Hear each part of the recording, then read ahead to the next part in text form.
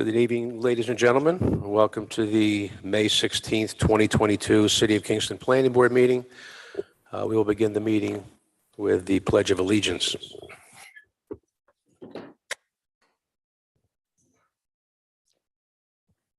I pledge allegiance to the flag of the United States of America and to the republic for which it stands, one nation, under God, indivisible, with liberty and justice for all.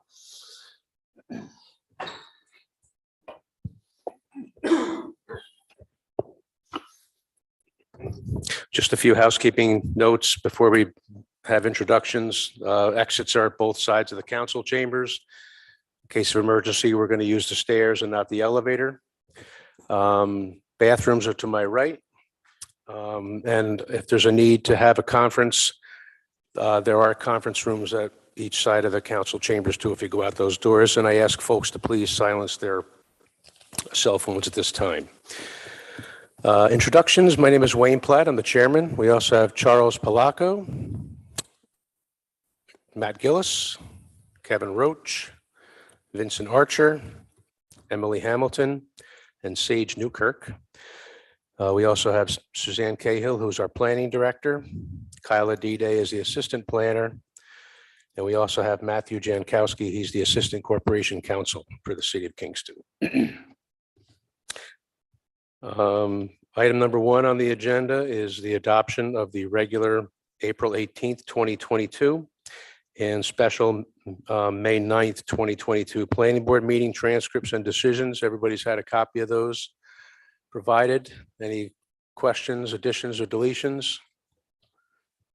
Okay, seeing none, I'll make a motion that we adopt both of those. Do I have a second? Second by Matt Gillis. All in favor? Aye. Opposed? Carried. Okay, moving on to item number two. This is under new business.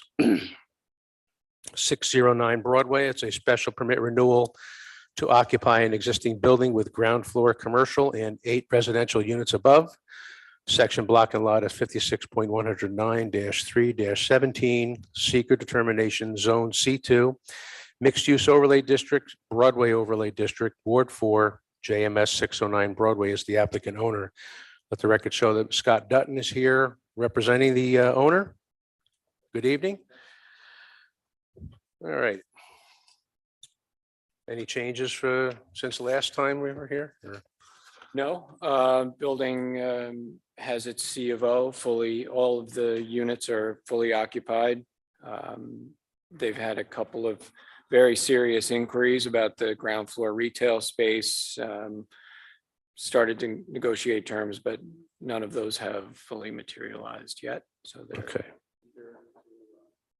Right tenant for that space. Okay. And the most recent renewal was in October of 2020.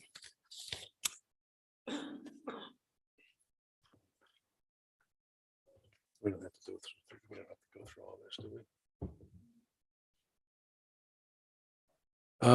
Any questions from the board? We need to have a time frame for the approval. This last one was 2 years, right? Would staff recommend anything?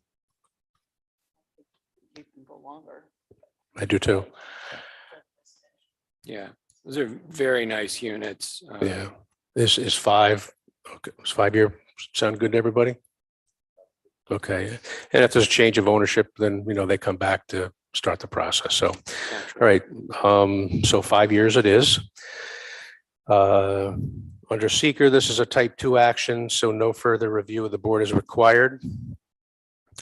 This time I'll make a motion that we approve item number 2 for a period of 5 years with all original conditions carried forward. Do I have a second on that? Second by Chuck Palaco. All in favor? Aye. Opposed? Carried. Thank you, Scott. See you tomorrow night. Okay.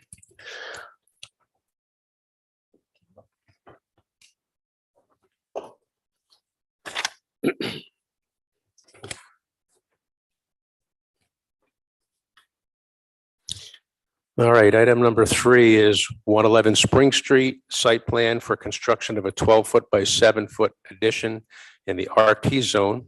Section block and lot is 56.42-11-22. Secret determination, Ward 9, Zone RT. It's in the Historic Landmarks Preservation Commission Advisory, also in Heritage Area. Alexis and Kyle Needham are the applicants and owners. Welcome. Kyle, okay, thank you. All right. So this is basically a mudroom, is it, you're looking to do? Okay. Precisely. Pulling up some drawings now, I believe, right, Sue? Or Kyla?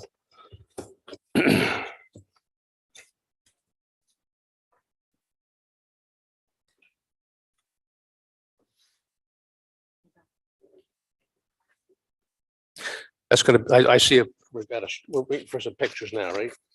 There we go. All right, so you just want to describe what you want to do there, where it's going to go? Yeah, absolutely. So this is Spring Street here. Mhm. This is the front of our house looking this way. So it would come off the existing structure, 7 feet and then 12 feet. So it's 84 square feet. And then the roof will be angled towards this Okay, walkway. And then so coming up, if you go back to the last slide, these are stairs that come up from the street. You'd still be able to walk by. This is a stone wall here. Mhm.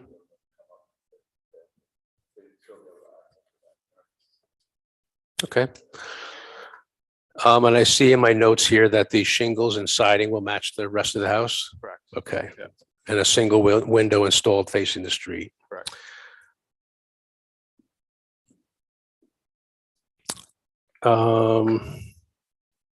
Any questions from the board? Okay. For the record, both Landmarks Preservation Commission and Heritage Area have reviewed and made favorable recommendations on the project. Under seeker, this is a type 2 action, so no further review of the board is required for that. We just had board policy 6, and we do have confirmed setbacks. We need that. Okay. We need to have some confirmed setbacks from the zoning enforcement officer. That's all. And okay. So at this time, I'll make a motion that we approve item number 3 with board policy 6 and getting the confirmation of setbacks with the zoning enforcement officer. Do I have a second on that? Second by Matt Gillis. All in favor? Aye. Opposed? Carried. Thank you, sir. Thank you. Have a good evening. Take care. Too.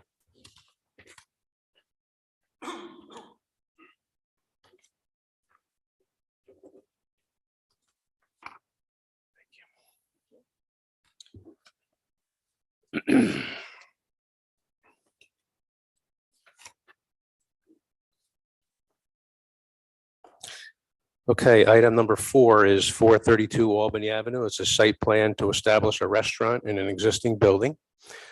Secret determination, Zone C3, Ward 6.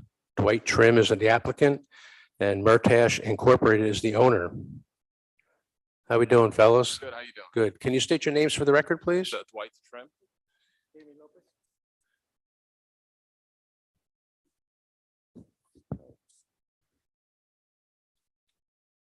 All right, so this is located on the corner of Albany Avenue and Foxhall, right? By the, Right. Next to KFC. okay.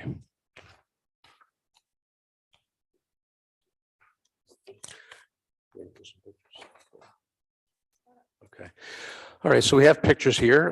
You want to give us an overview of what you want to do? Well, there's apartments on the top and this commercial space is down below. So we would like to run the restaurant, 1,600 square feet of the bottom. And we also have, I don't know if you have pictures of it, but anyway, we have right away on KFC side. Any contractors, anything to deal with this building has right away to have access to this building. So they can cross over property lines, or they can't put it, nothing can be put up there to block? Okay.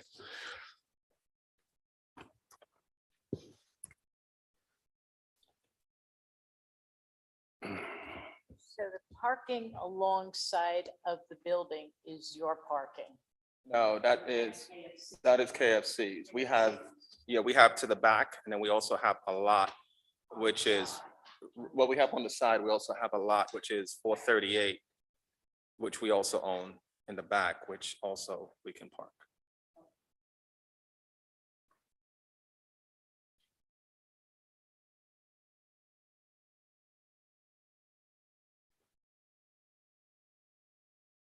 Which is that lot 7, 8, 9, yeah.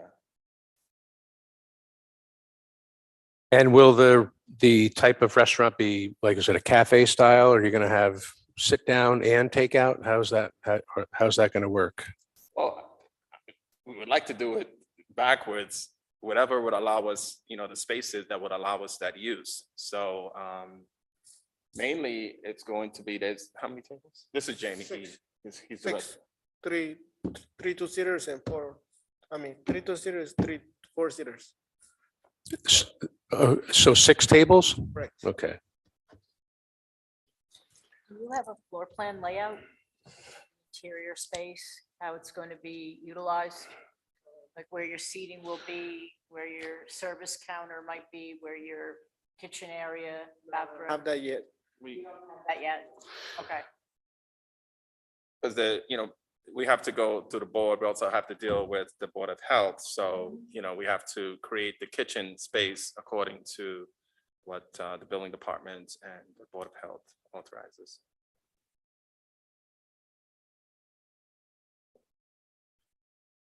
Is this a business that you operate in No, another location now, or is this a new business for it's a you? new business, yeah. So you're the owner of the building and he's gonna be the proprietor? Correct. Okay. I don't know if it makes a difference or not, but a bulk of his work, a bulk of his service is bakery. So- Okay.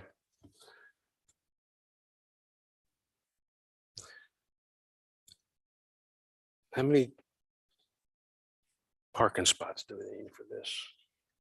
We can't determine that without the floor plan. Okay. So we're just talking about parking right now. And staff is saying that we need a floor plan so that we can know how many, how many folks are going to be able to be in there at one time, also for employees, right? Before we can determine how many parking spaces are needed. Okay, so how many do you have right now? 2? Was there 2 on site, but you also have, I see parking along the recycling center too. That's yours ours. too? That's ours. Okay. Okay. Okay. So so we'll need a floor plan of the interior. Okay. All right.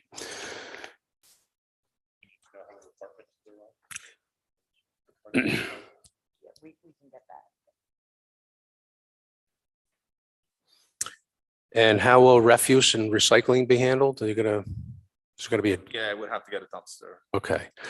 And we're gonna need to have that shown on the site plan as well, where that location is, and we're gonna need an enclosure for that. And for easy access, I guess, for, when the refuse trucks come in, how that's gonna be that handled too. And these are all notes that staff will have for you. So, I mean, I'm not expecting you to jot stuff down right now. They'll have everything that we're talking about tonight for you to move forward, okay?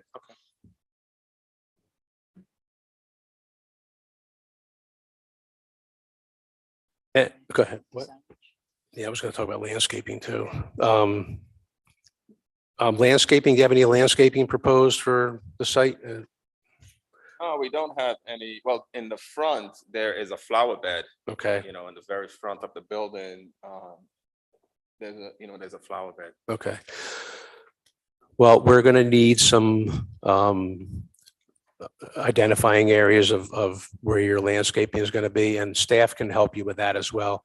This is something we typically look for with all applicants that come through, with something like this, to get some landscaping in there and, kind of spruce up the, and that's a lot of blacktop and concrete there. I get it. I know, I'm familiar with that area. Yeah. But we'll need something there. So, And how about signage? You got some signage in mind right now? I'm not Well, sure. we well, if you could go back to the picture of the building, where the gray is, we can put signage there. Where is that now? The Oh, gray, okay. that's Hardy, Band, that's Hardy. the great yeah. band Okay. across the, And if it's going to be lit or anything like that, we need to know that. And also with the size of the sign, I'm sure it'll be fine there, but we're also going to need to have those details as well to make sure it fits in with zoning requirements for that. Okay. Okay.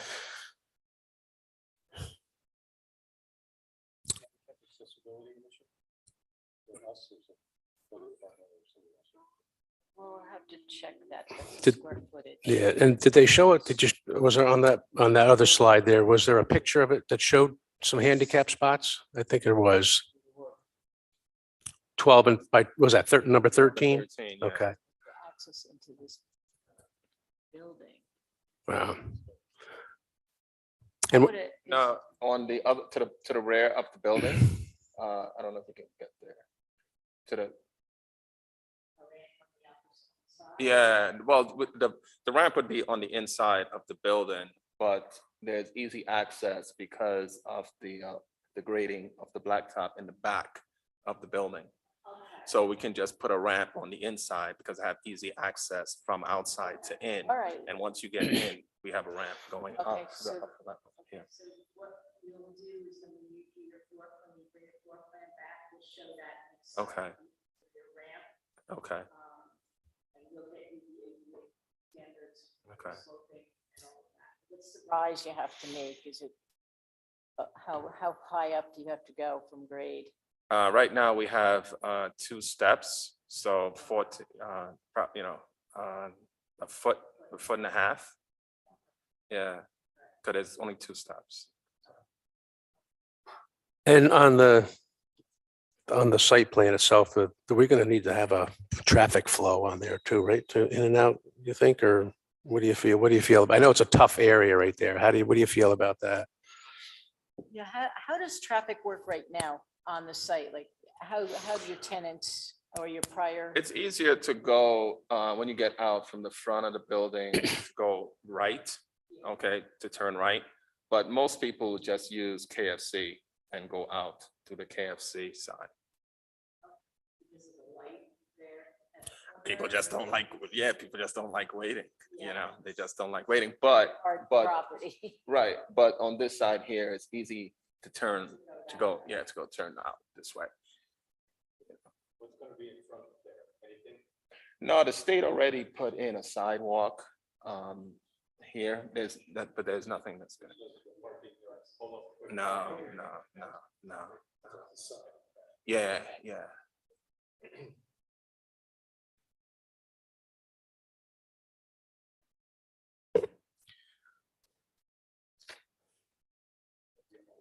Had that machine there a long time ago.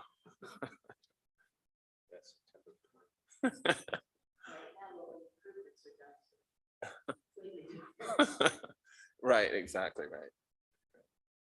Well, it'll be nice to see something come in there. I know there was a consignment shop before. Some consignment shop, there was a flower shop, there That was was the underclothing carriage house was there, I think. at the place. time. That's as far back as I can go. But since 2006. A while, yeah. But we did massive amount of work. Yeah. To the outside. I'm sure you guys are familiar with that building.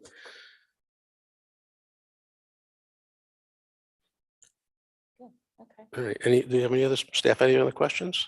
Now? Any from board members? All right, we have a laundry list of, it's a short list of things that you're going to have to, that we've discussed tonight that you're going to need to take care of. We're going to table tonight and then we'll have you come back at our next meeting. Have all these things in hand and hopefully we'll be able to move forward at that time, right? Okay. All right, so at this time, I'll make a motion that we table item number 4. Do I have a second? Second by Kevin Roach. All in favor? Aye. Opposed? Carried. Thank you, folks. We'll see you in a month, all right? Thanks.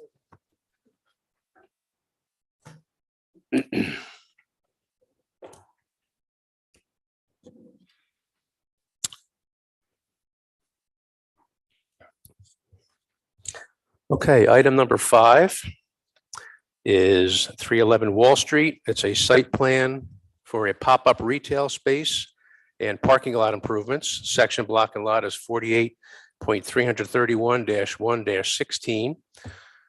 Seeker determination, Ward 2, Zone C2, Stockade Historic District. It's in Heritage Area. 311 Wall Street LLC is the applicant owner.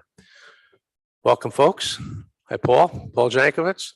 And can you state your names for the record, please? Victoria Polidoro, hi. Okay, hi there. I think I've only seen you in Zoom meetings, here we are, right? Been a long time. Yeah.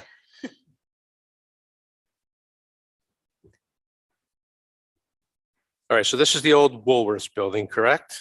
Correct. Okay. So, Paul, you want to start with the, Do you want to start with the front elevation? Kyla, could you bring that up? Okay, that's Want me to move good. I believe it was a week or two ago, we were in front of Landmarks and we presented the new sign for the front of the building. And that was approved by the group. And we have some other improvements on the rear of the building, which also deals with signage. Can you show the backside? Okay, so right now there's a canopy over an old entry, and we're going to replace that canopy and change the entrance to the rear of the building. We're going to have a large opening with pivoting signs or pivoting doors at the rear of the building, and that will open up the building to the parking area.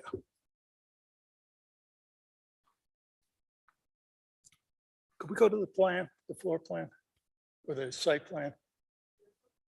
Yes. Okay, so the parking area is associated with Woolworths. So we have a, out of all the buildings, this is the landowner of the parking area. Okay, so we have approximately, I believe, 42 parking spaces. And I'd like to get up. So we're going to go for rear entrance to the building right here. Okay. We have parking or improvements to the sidewalk of the sign. We have handicap parking adjacent to accessible entrance to the event. Food trucks. Start the building. And we have these building night light or wall light. And those just and we were originally proposed a roll-off container.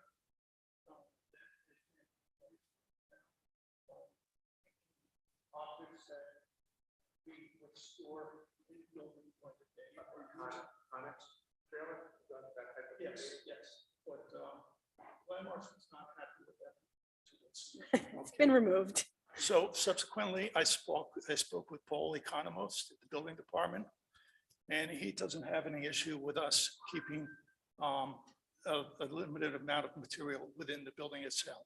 So we don't have to evacuate all of our materials on a daily basis or every weekend.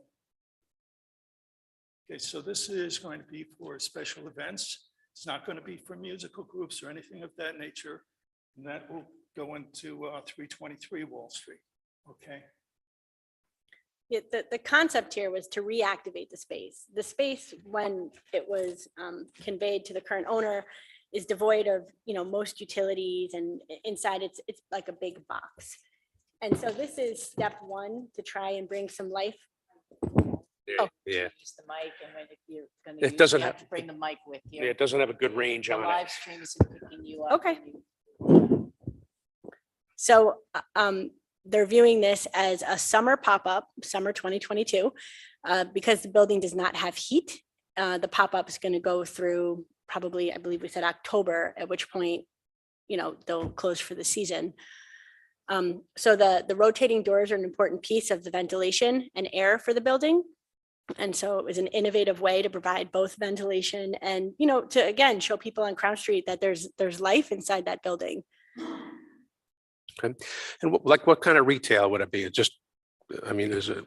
So there might be a gallery show that comes in where some of the artwork is for sale. Mhm. It's not going to be special events like weddings or parties where everyone comes at one time and leaves at one time. It's going to be more experiential retail is what they're calling it. So Okay. you walk in, you browse, there might be some, things to buy, maybe a craft makers fair one time or an art gallery another time. And is it almost like the concept of the farmer's market, but inside maybe? And Yes, like it's- how long would a typical retailer, can they just go like pay for one time to be there? Or is there a stretch of time that they're usually? So the space is not Locked into. totally programmed yet because they're looking to see if this is something that's approvable. But I think the concept is there'd be a weekend long event or day long. It's not, we don't anticipate it being busy 7 days a week the Okay. entire summer. Okay. Yeah, it's flexible. And then I know that the food trucks are outside. There's not going to be any food being prepared inside, right? This is something. No food prepared inside. There might be someone selling pre-made baked goods or pre-packaged food inside, but nothing there's no Ansel system or other utilities in order Okay. to prepare food. And do the food trucks, do they require some utility connections there too, while they're there? Or are they kind of self-sufficient? The concept was to have self-sufficient food trucks, Okay. if at all. Again, we have them there, so we have the flexibility and the option to Yeah. put them there, maybe for 1 or 2 events.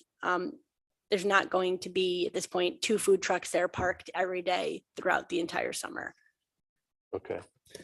With the food trucks, is there going to be like seating areas defined or garbage? I'm concerned with garbage and seating on the outside. And you said they're not going to be permanently in place, that they'll be as as warranted. I think we're happy to add a note that, if food trucks are there, we have to add a refuse container. But they wouldn't be just there like for a week long, like if nothing else is going on, they would not be in place. Correct. Okay. So They're there when the associated building with is an in event. use. Yeah. Okay. So is Landmarks totally against the Connex trailer concept? Yes. Yeah. Is it, Yes. and They- because I asked that because I've seen some wonderful things done with Connex trailers. One in particular is Bread Alone's operation. They have an outside kiosk up in Boyceville. And unless you're right on top of the thing, you don't even know it's a Connex trailer. It's different, painted a black. It's got some dressing to it. You're just looking for storage, right? That's it.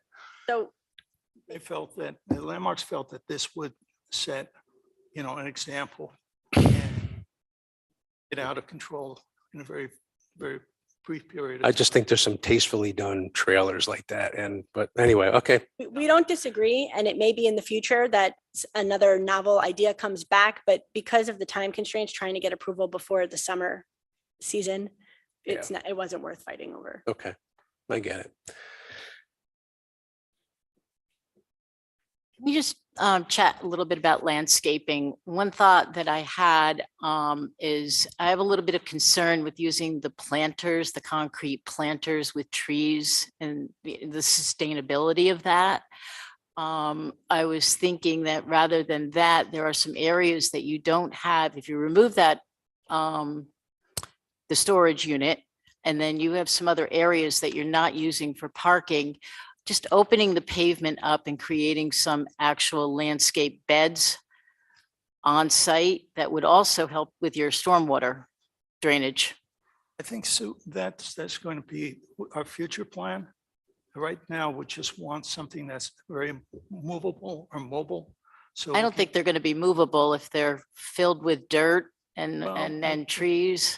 They're not a lot of mobile we per have a lot of se. contractors coming and going to do various work. And I think we wanted to stay flexible at this time because we don't know how we're going to, I would like to start thinking in a direction where we're talking about more long-term. We've been talking about this site on a couple occasions, with temporary uses and seasonal uses, and that's fine as a stopgap. But I really think it's appropriate to start looking at the long-term use and making some improvements, like you're doing the sidewalk improvement. That's a long-term thing.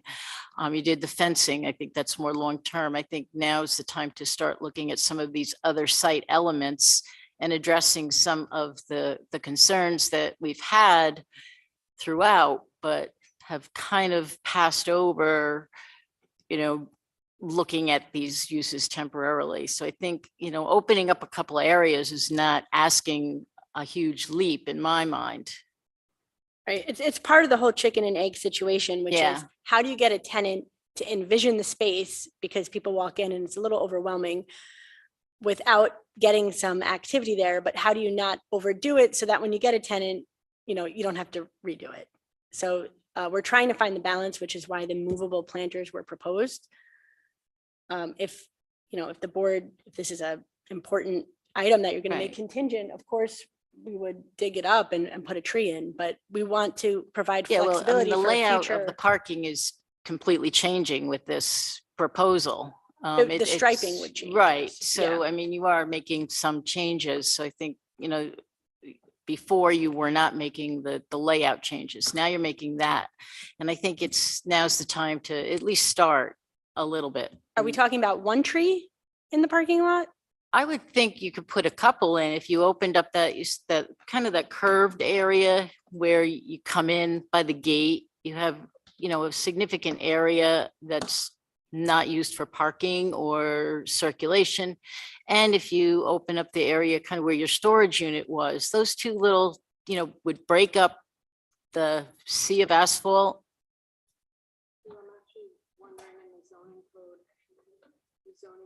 striping. Yeah.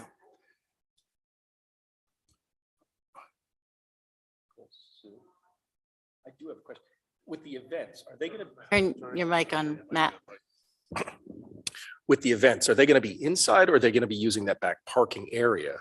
So we're looking for flexibility. Most of the events are anticipated to be in the building Okay. with maybe people parking in the back and coming in. Well, because you have the food trucks. And so how are you going to handle the seating or the areas to consume the food with the flow of traffic coming in and out of the parking lot? Right. I mean, again, I think primarily they're looking to activate the Wall Street side of things. So we've talked about getting food trucks to park on Wall Street for a night or 2 nights when we have events. This is a backup plan in case there's an event that's happening outdoors. As some of you may have heard, there's a soccer youth clinic that's going into 323. And so there's going to be a lot of kids in and out of there with parents for the summer season.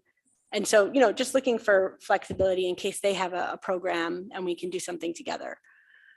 So again, we're not anticipating to have huge events outside. If you want us to show a place for some tables and chairs and refuse, happy to add that.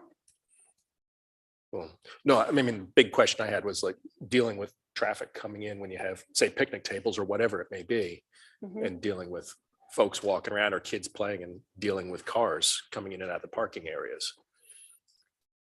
The concept is to almost open the building up to the rear of the building has got these very, very large pivoting doors. Now, oh, so there's doors. I thought those were going to be windows. There are no other doors here. So If you look here, if you go to A4 on your plans, you'll see what's being proposed where there's now like a wood enclosure is to have 180 degrees pivoting panels. And Have so A4 during an on there? event, these are going to open. So then you can have egress and ingress there. Yeah. Okay. And so people will be able to go in and out. We're going to pull up A4 right now. We didn't have it in our packet. So this will basically give us ventilation throughout the building because we don't have a mechanical system in the building. Okay. Well, And- can you just speak more into the I'm sorry. mic? Sorry. This will give us ventilation front to back of the building. open up the building to the Crown Street. And this will appear like, almost like you're out in the parking lot because it's so open. But it'll be, the crowds will be contained within the building itself. Okay. Okay. Inter- All the way through To Wall Street. Yes, Vince, yeah. That's correct, There's no yes. walls. There are no interior walls in the building. It's Right, totally but you were raw. talking about having these panels for air circulation. But do you have a feed from the other side of the building? or- we have sets of double doors on the other side of the building, a large storefront. But that way would create the circulation. Yes. There's also a few other openings, a stair tower opening, some other elements within the building that we can make use of.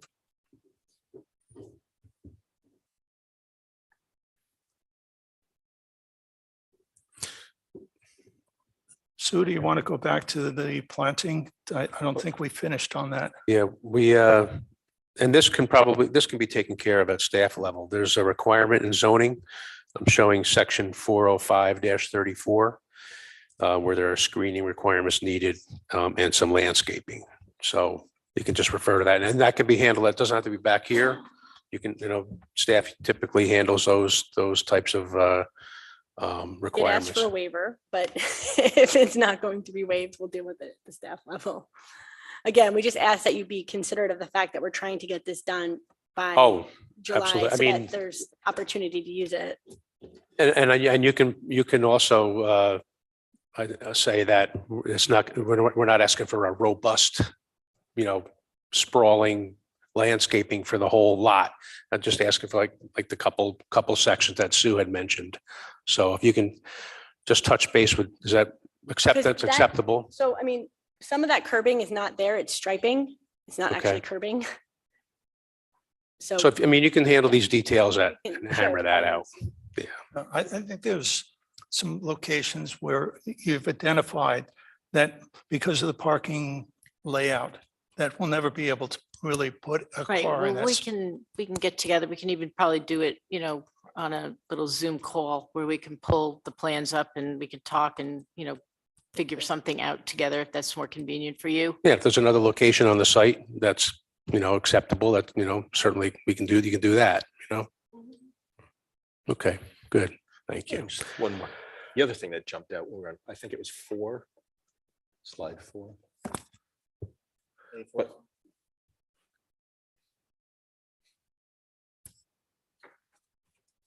yes, thanks, Kyla. The right-hand side with the rendering with the signage there, that looks a lot like Ulster Savings Bank logo.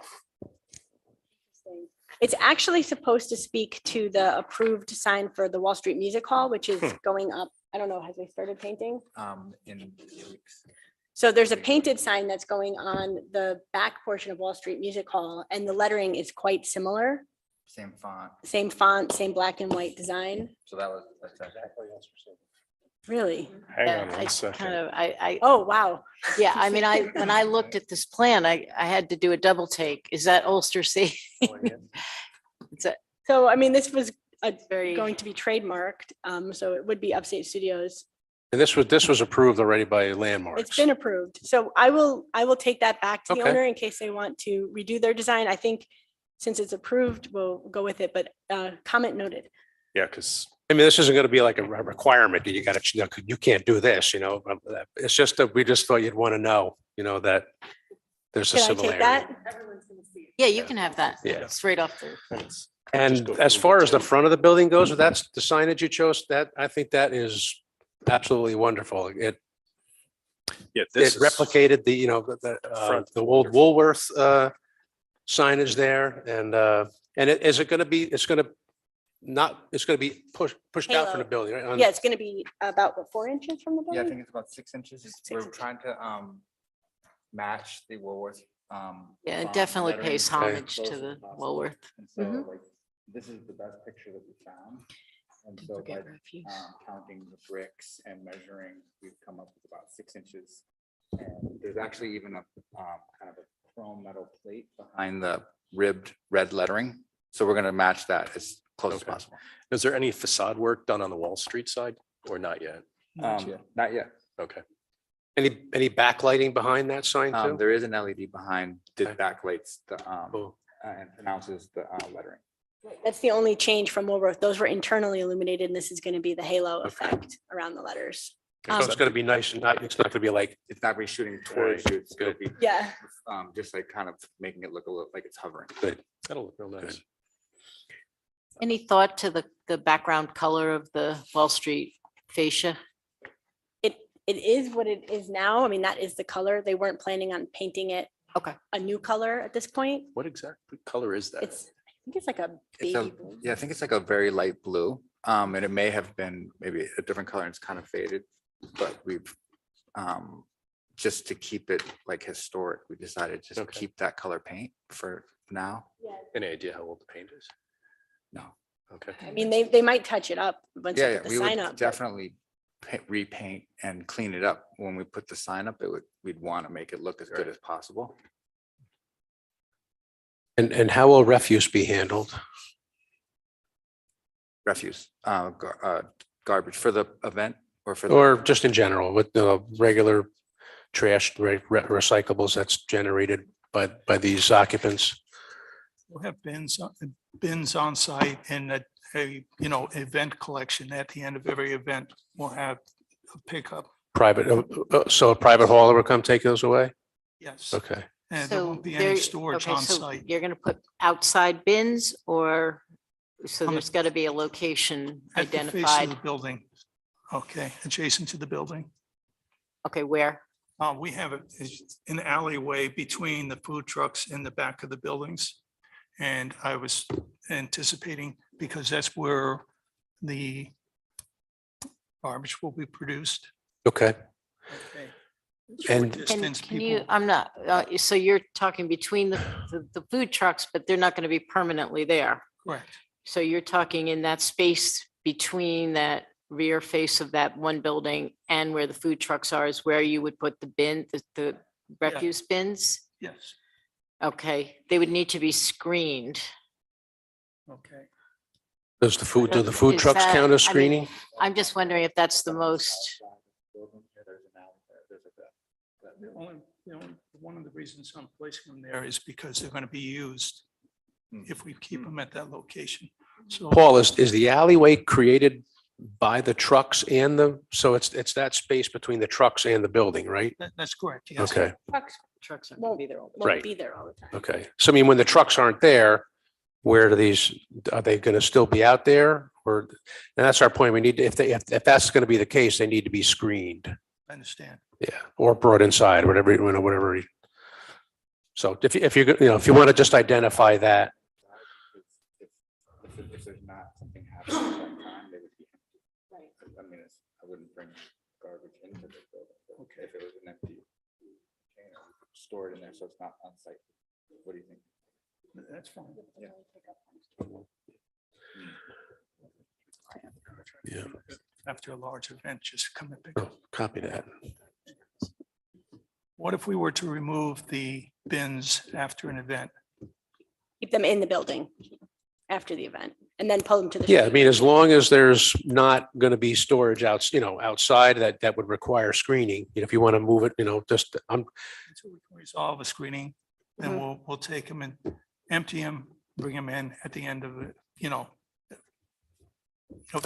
event. that sounds good. So would they go into 311 or the other? green? 311 because Okay. Open and. Yeah. We're gonna have the large doors. so- Yeah, just push them. Okay. I mean, these are just part of the standard questions we have for applicants, with this. So if you're going to bring them inside, then the point is moot, right, with having to talk about screening. But maybe does that need to be, The only time they'll be outside of the building is when they're pulled out to be collected and then they'll be brought immediately back in. They won't be stored outside at all. okay.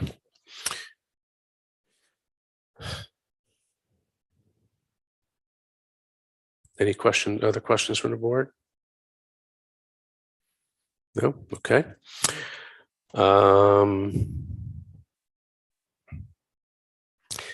I have another question while we're on the back here. The lighting, I know the wall pack lights are on the building, do you think that that is sufficient lighting for the entire parking lot? I would think that there's not, that they wouldn't provide adequate lighting for that full space. There's a lot of, again, once we open the back doors, okay, there's going to be a lot of lighting coming out of the building. Yeah, but that's not going to cover that larger parking area. And That's a there's- huge, there's- that's a lot of space. There's a street light right in that area. I don't know if they cover enough. I would look at that. Okay, I would consider that particularly. I mean, I do have a number of wall packs distributed around the building. We are adding canopies with downlights within that.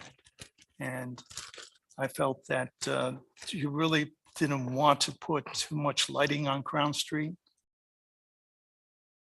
No, I mean, yeah, they could be on timers, they could be on, dimmers. I'm thinking, there, you do have the wall packs around 311, but this lot also extends all the way to 323. So you've got a lot of space there without any lights that I'm seeing on the building exteriors.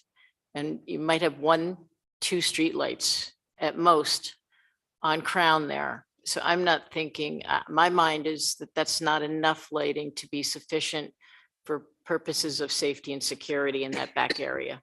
If you're gonna have people in there, in that space. I was just thinking that in the past, there's never been any pole mounted lights in the back there.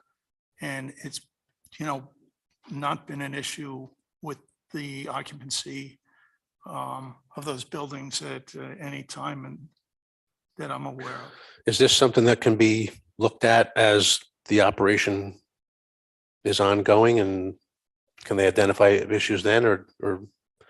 I mean, I'll also note that for the most part, the events and hours are going to end. It's summertime and it doesn't get dark until 9:30. So it's anticipated that the events will be ending during daylight or dusk hours. What if I was to take a light meter and walk the site at a certain, 9 o'clock at night, 10 o'clock, and if the numbers are okay? Okay, I would be okay with that. If you can document and demonstrate that there's sufficient, yes. okay. Okay, And what do you consider sufficient for purposes of a parking lot? We usually are Five. maximum 5-foot candle, but you want to, I would look for 3 to 5 average.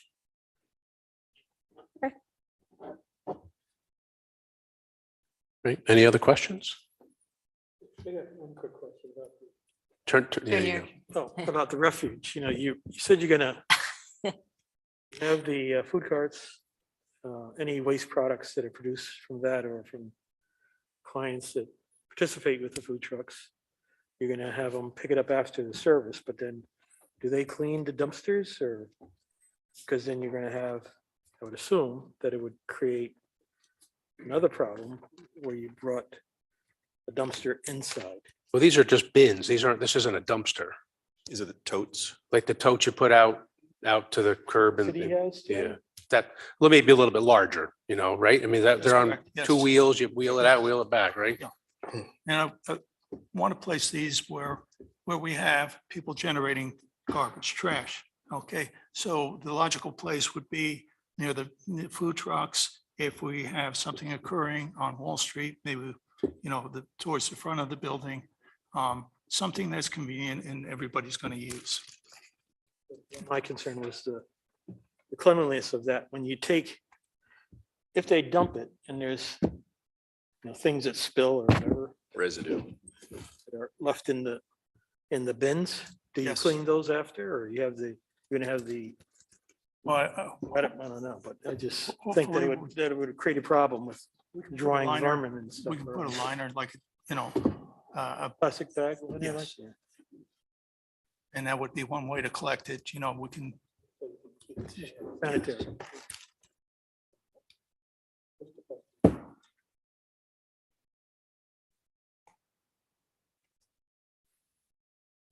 Okay, anybody else? Questions? All right, so Let's see, I'll go page over here.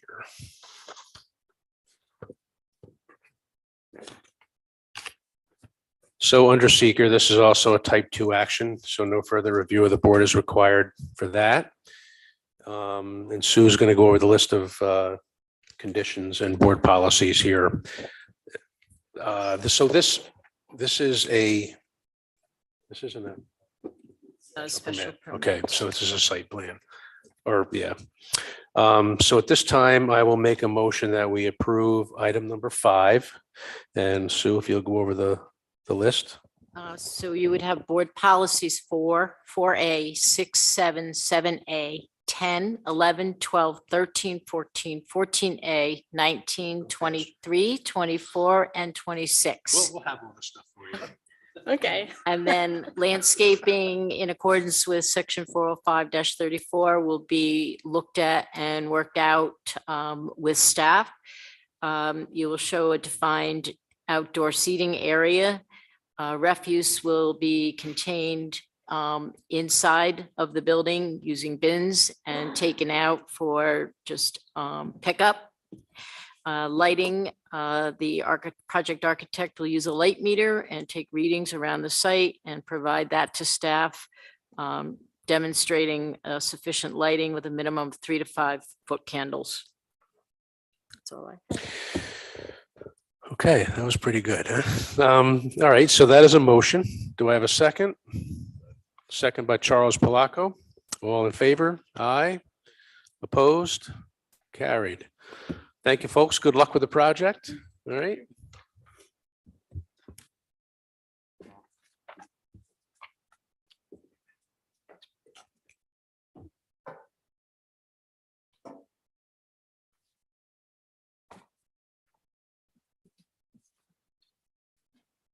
Have a good evening.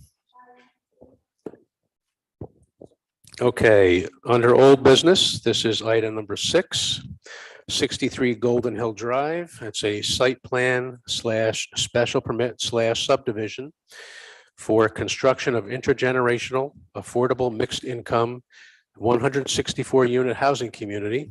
Section block and lot is 56.40-1-19.300. Seeker determination, zone RRR, Ward 3. Ulster County is the owner and Penrose NY Developer LLC is the applicant. All right, you think I'd remember everybody's name by now? Let's introduce the whole team again. I'll introduce myself, Roger Keating. I'm from Labella Associates. I'm a civil site engineer. I'm Dylan Salmons. I'm representing Penrose. With us tonight, we have Tom Johnson from our office, who is the traffic engineer for us as well. Yes, do we need one more? And does Sage need one? Yeah. Everybody's got a copy of this one? Okay. There's yours. Okay, welcome, folks. Do we want to do this one first, right? Okay. Okay, so we have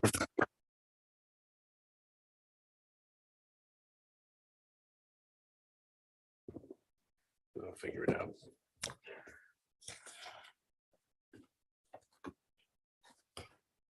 Okay, we have our traffic consultant from GPI, Mike, I'm going to pronounce this, hopefully that's right, Wachowski? Wischowski, okay. Yeah, if you want to have you tell us what your analysis was and we'll make that part of, and we'll give him a mic, yeah. Well, Mike for Mike. Table. Mike needs a mic. Now he can go to the end. Thank you.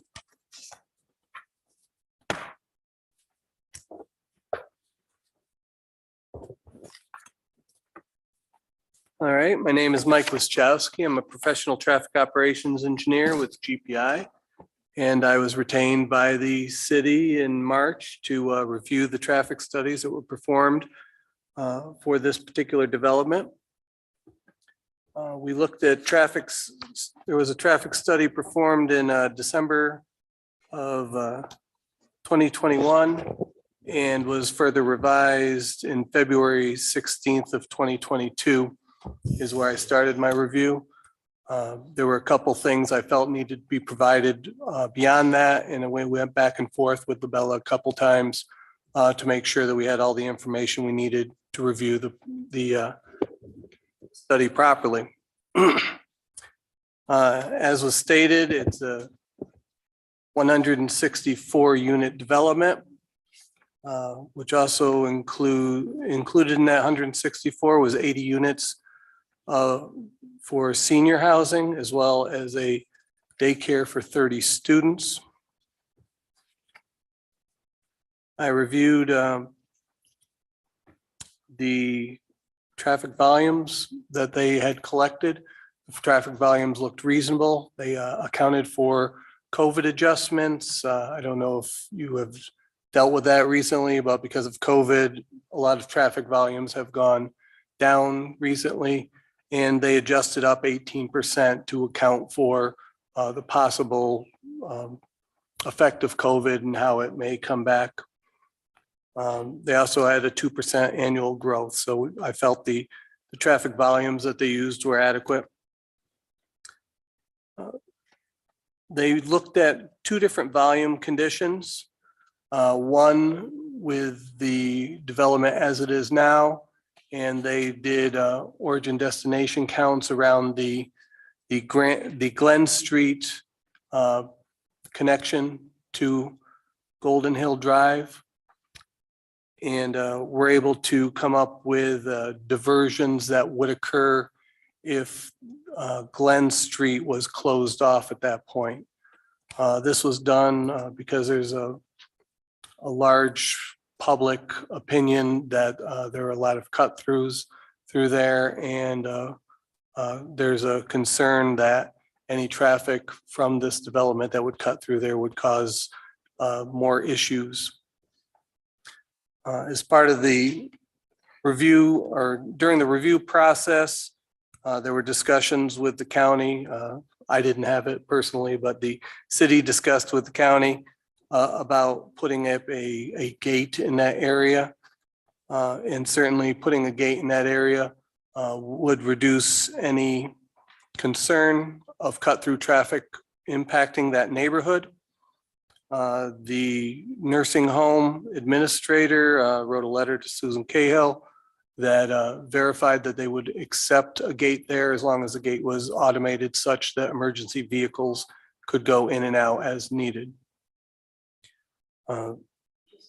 Quickly, that same concern was also expressed by both our fire department and our police department, that if a gate were to be erected at the top of Glen Street, that it be able to be accessed by emergency vehicles only as needed. So that is also resonated there.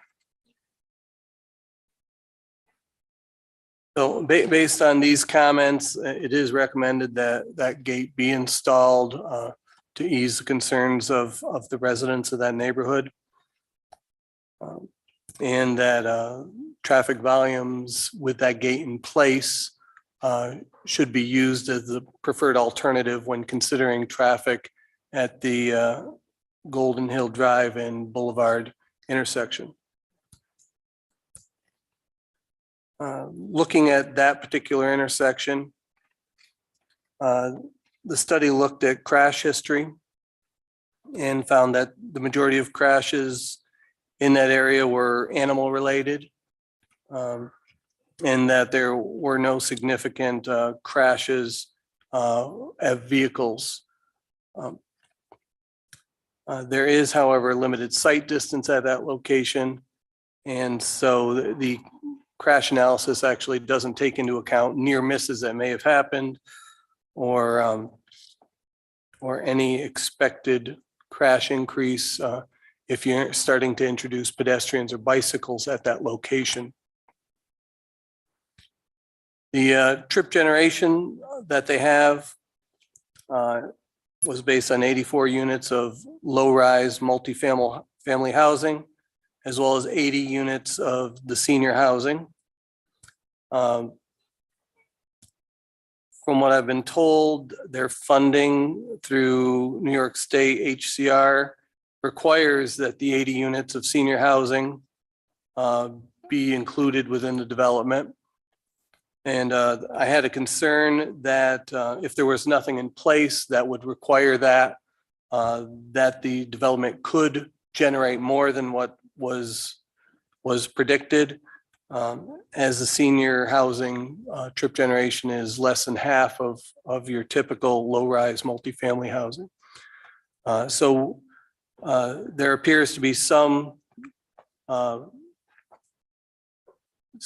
justification that they will have the 80 units. Should probably be a condition of your site plan approval as well, to guarantee that they don't overgenerate based on a different land use distribution. The 85th percentile speed along Boulevard, which is also known as Route 32, was predicted or measured to be 42 miles per hour, which is significantly higher than the 30 miles per hour that is posted for that roadway. The available site distance was reported to be 275 feet. If you're stopped on the eastbound approach of Golden Hill Drive, looking to the right, which is less than the 325 feet necessary for a vehicle coming down the road to make a safe stop. So with that limited site distance, it also forces vehicles to creep up closer to the intersection, trying to improve their site distance. And with the introduction of the Empire State Trail, there's now a crosswalk at that location. And we observed vehicles routinely stopping on the crosswalk, blocking pedestrians, trying to see around that corner. The study proposes intersection ahead signs. It also proposes speed feedback signs, but those particular things won't stop the creeping up and the blocking of that crosswalk. The level of service that was in the study is generally acceptable. There is a level service E on the Golden Hill Drive approach, but at an unsignalized intersection, a level service E would be considered acceptable as long as it's not over capacity, which it is not. So generally that's acceptable. And a traffic signal warrant was conducted, and it was found that the existing condition, they looked at two different warrants. Warrant 1, which is called the 8-hour warrant, which has a minimal criteria that needs to be satisfied for at least 8 hours of the day to be satisfied. And a warrant 2, which is 4-hour volume, which has another set of criteria that has to be satisfied at least 4 hours of the day to warrant a signal. The existing condition does not warrant for 8 hours, but it did minimally meet the 4-hour warrants. When you introduce the development warrant 1, the 8-hour warrant is actually satisfied for 12 hours of the day, while warrant 2 is also satisfied. So there's more of a warrant. Can you explain that more? I don't quite get that. Okay. In the manual on uniform traffic control devices, the MUTCD, they list several different warrants that would justify the installation of a signal. When a warrant is satisfied, it doesn't necessarily mean you need to put the signal in. You can look at other factors such as delay, safety, and like that. But they're minimal standards to justify a signal. There's an 8-hour warrant, the 4-hour warrant. There's a peak hour warrant, as well as warrants for safety, rail crossing, signal progression, things like that. So there's a standard that's in the MUTCD that allows you to determine if a signal should be installed. And the 8-hour and the 4-hour warrants, are they the volume of traffic that's coming through in that specific period of time? Is that what that constitutes? Yes, it looks at a combination of the side street traffic plus the main line traffic. There's a certain number that's set for the 8-hour versus the 4-hour. The 4-hour would tend to be a little higher. You would want higher traffic within a 4-hour period to justify. And similarly with the peak hour, you do want even more traffic within that peak hour to justify it. So the 8-hour is like the lowest threshold for justifying a signal per hour, but you have to satisfy it for more hours. So that tends to be one of the more strong signal warrants when you look at that. So is the concern traffic coming from the south approaching faster than expected, coming over the hill or around the Yes, and getting to that intersection where people would be coming out of Golden Hill Drive, trying to make a left? right, trying to make a Or left people turn. stopped on 32, trying to make a left into Golden Hill Drive and getting rear-ended. There's more sight distance in that area, so that's not a concern compared to the vehicles leaving Golden Hill Drive, making a left turn and not having the sight distance to know where that approaching car is. They can see Approaching from the 270 foot south. from the south. Yeah, they can see 275 foot away, but they need to be able to see 325 feet to ensure that the vehicle that's approaching can stop safely if they enter the roadway. So the type of signals that are recommended, it's not a blinking light. This is green, red, yellow. This is what we're talking about here, right? Yes, we're talking a full color, red, yellow, green signal that allocates the right of way from the side street to the main line.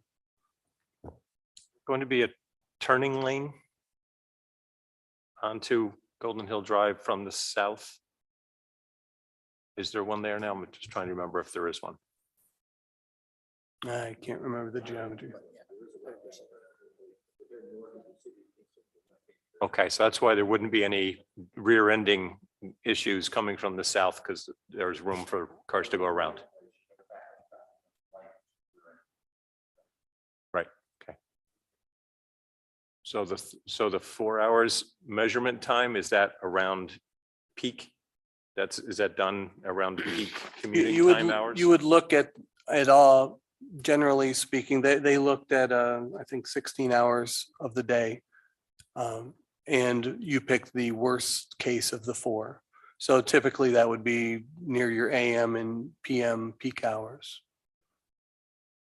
In Golden Hill, either any of the county operations or the nursing home at all the same end of the workday, trying to Yes. turn on to 32 would be the window most likely to cause consternation. Most likely, yes. Thank you. So with that and it, we noted that you're now introducing families into that complex where generally there's no families now. So you're introducing the potential for more bicycles, more pedestrians entering the area of the Empire State Trail. Bikes will have to cross the road at the Boulevard intersection. So there is a safety concern that a vehicle wouldn't be able to stop for a bicycle that enters a roadway. So because of that safety concern combined with the warrants being satisfied, I would recommend putting in a full color traffic signal there to allow the bikes and the pedestrians, as well as the vehicles, to safely access Boulevard without worrying about the sight distance.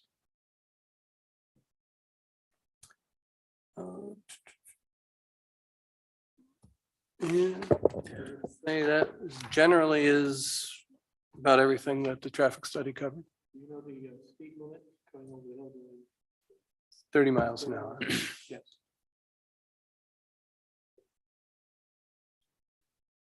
I will add that GPI has worked not only with our office, but with the city engineer on internally on the city side to get us through this process. And I feel very confident in the work that they've done. I know there's been a good amount of back and forth discussion between GPI and with Labella as well on these issues. So I would support this report and the recommendations contained in it as staff.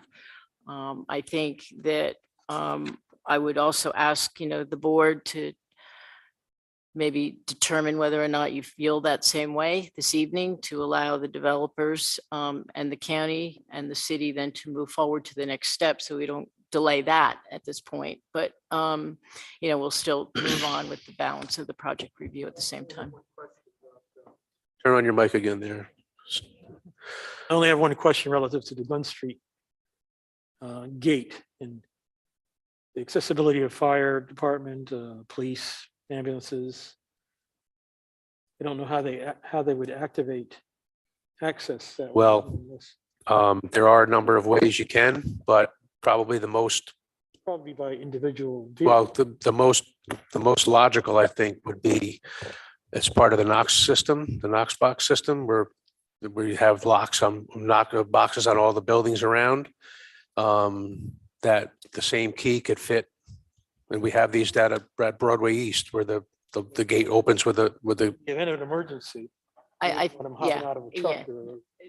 we, Right, well, I think Dennis and And if I there- also want to say that there are other alternatives that can be used that don't involve physically getting out of a Yeah, vehicle right. and opening a gate. There are other Sort of, means, and that's what we would look at. Some sort of Right. sensing. There's gates that. Yeah, there are automatic, right. Oh, by Here's the sound. siren. As soon as the gate hears the siren, it opens. Yeah. If he wants to add. Dennis, do you want to add anything? You need to speak into a mic. Sorry, we'll have to hand you one. Thank you. make it turn Gotta green. turn it on though. You gotta push. When somebody hands me a mic, I always get a bit nervous kind of, but anyway, I think the best thing we can say is we would intend to work with the nursing home, all the first responders and the city engineer's office to come up with a successful, an acceptable solution. And Sue is right. There's a number of different ways to do it. One is punch code, one is sound, other one is card activated, et cetera. Clearly, the nursing home's concern is that this is fail safe and 24/7 we have access. And I believe that same concern will be shared by the ambulance crews as well as the fire department, et cetera. Thank you.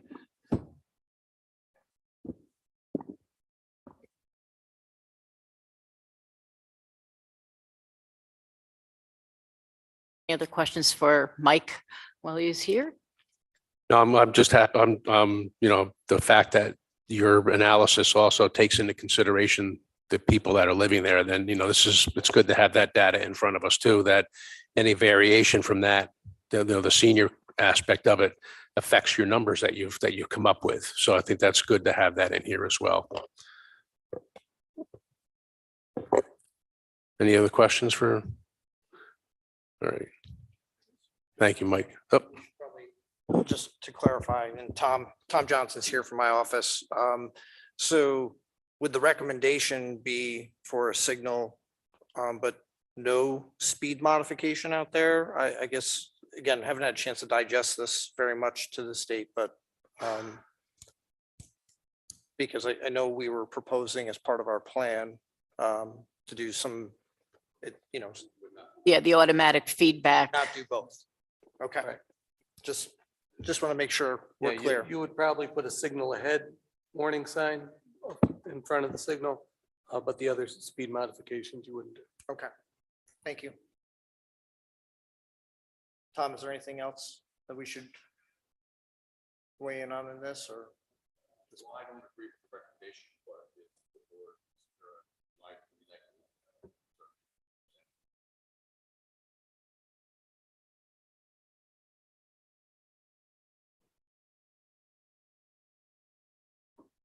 Up to the board. and you can certainly speak to it if you'd like to tonight.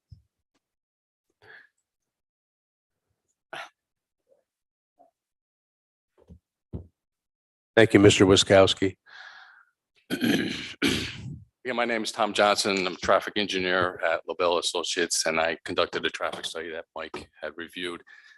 My concern is with his recommendation to install a traffic signal, and even though it is warranted, I do not agree that it is proper to install at this location. My concern is the speed on Route 42, the very high speeds out on Route 42, 42 miles per hour, north and south of Golden Hill Drive, so it's both directions at a speed limit of 30 miles an hour. To me, that's a very high safety issue. As Mike had pointed out, there's a safety issue at that intersection. It's sight distance. There is a sight distance problem. However, the installation of a traffic signal does not do anything to reduce the speeds on Route 42. Route 32. Whereas if you put in a speed feedback sign, that would help reduce the speeds. And if you reduce the speeds by just 2 miles per hour, a traffic signal is no longer warranted. Just by 2 miles per hour, it's no longer warranted. Also, if you put in a traffic signal, you're going to have vehicles stopped on the north, coming from the south, stopped at the northbound direction. The potential for rear end crashes is going to increase a lot. And also, if you have one vehicle, up to 2, 3, 4, even 5 vehicles stopped at that light, it's going to be subject to the same sight distance restrictions that somebody coming out of Golden Hill Drive has. You're not going to be able to see a car stopped at the light. So they don't have enough stopping sight distance. So that's why I don't think this is a proper location for a light. The level service analysis shows level service D with the project, level service E if we close off Glen Street closure for additional traffic. There is not a crash problem at the intersection either. So again, I think the speed feedback sign to reduce speeds on 32 is more appropriate than a traffic signal, which would not go for reducing the speeds. And I'm concerned about, again, the sight distance now is a problem coming over the hill. Somebody stopped at Golden Hill Drive. Would it be possible to recommend one of those lights that in advance of another stop of a stoplight? Yes, you would have to have that. You would have to have something that if somebody stopped there, triggers the light to go on. But what you're also doing is you're admitting you're installing a traffic signal at a non-standard location. Again, sight distance is the problem. And the high speeds. I just view it as if you put a light in advance down around the corner saying red light ahead, that's going to slow down the traffic. That's approaching the back end of the possible. We don't know how much it slows down. And then it's kind of like other signs, static signs, people ignore them sometimes as well. So I think my opinion is you want to try and reduce the speeds rather than a signal ahead warning sign. Or both. Slow them down and. Thank you. Thank you. Question. The only thing you disagreed with was basically the stop sign. All the rest, or the red light, all the rest was fine. His report? Yeah. Yes, absolutely. Yep. Professional difference of opinion on what to do with a traffic signal, yes or no. So you have both sides. Difficult position to put yourselves in. I understand that. Thank you. And again, we're not experts on this. This is why we have folks like you to do this. And just so to put into record also is that our city engineer, John Schultes, agrees with GPI's traffic analysis too. But I completely understand, your differences of opinion. So as I said, we're not the experts, but I appreciate that.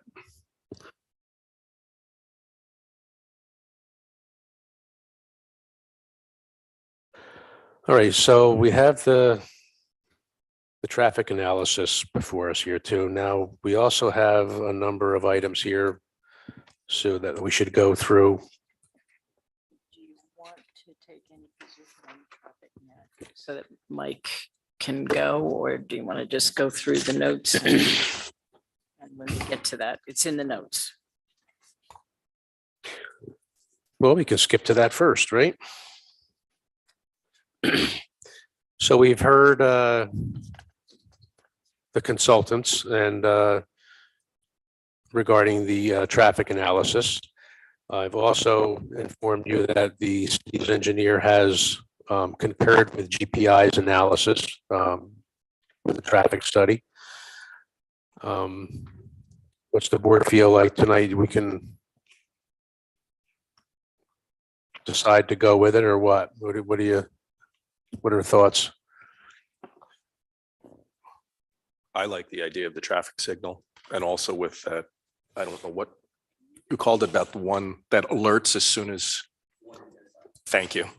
I think that's the way to go. Because this is, was it a non-standard intersection and you see what the traffic is there and you'd hate to have a death.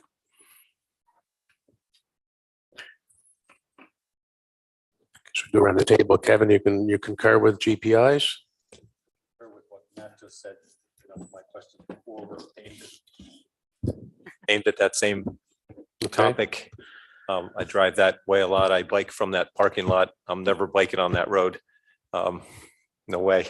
So just slowing cars down there before they get to that intersection. So whatever has to be done, just give them advance warning that there's going to be a stoplight ahead of them. They might as well slow down now, is which I think is what Mike had recommended. Okay. We'll go on the other end. Sage, what do you think? I agree with the traffic light. I pull out of that intersection. It's a horrible intersection to see from. Traffic light. Vince? I concur, because it's similar to where the jail is now. You're coming over a hill going north on 32, and it's or the dump, whichever.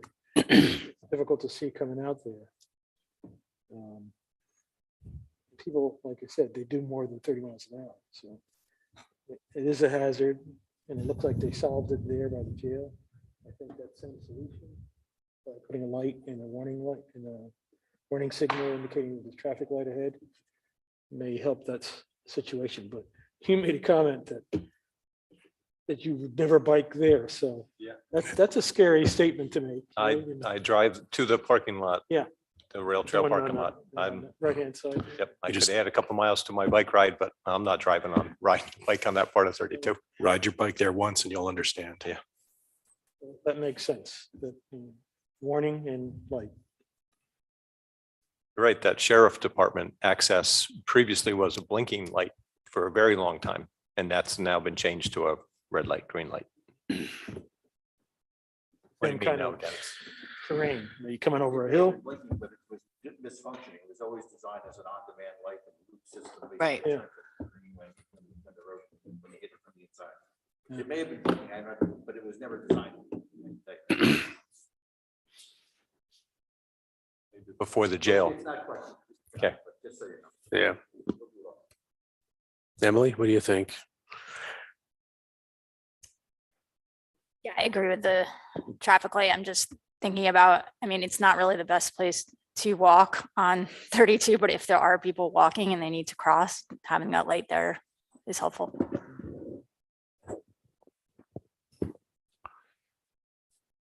I agree we have to put a light of some sort up there. I do agree we're gonna have to warn the people. Not that most of them will pay any attention to it, but we need to have something up to warn the people. Them just coming around that bend and seeing a half a dozen cars stop, they're just gonna run right into it. So we do have to concur with Matt on that. I'm good with everything else. And I also agree with GPI's assessment that a traffic light is needed there as well. Do we need to take a separate vote on that, or we can put that as part of our final? Yeah, we'll make it as part of our final Okay. motions, but it's clear that the board is supportive of GPI's findings and their recommendations with the inclusion of the light ahead signal or signage also to be incorporated. So. Okay. Good. We can kick Mike free now. You can go. Mike can go. Mike, thank you very much, Mike, for coming down and the work.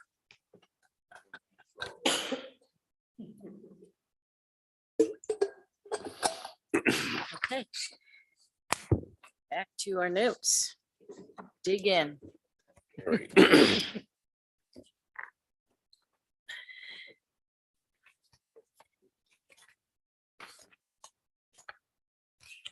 So Sue, how do you want to go about this? Because I don't necessarily have all your comments, so.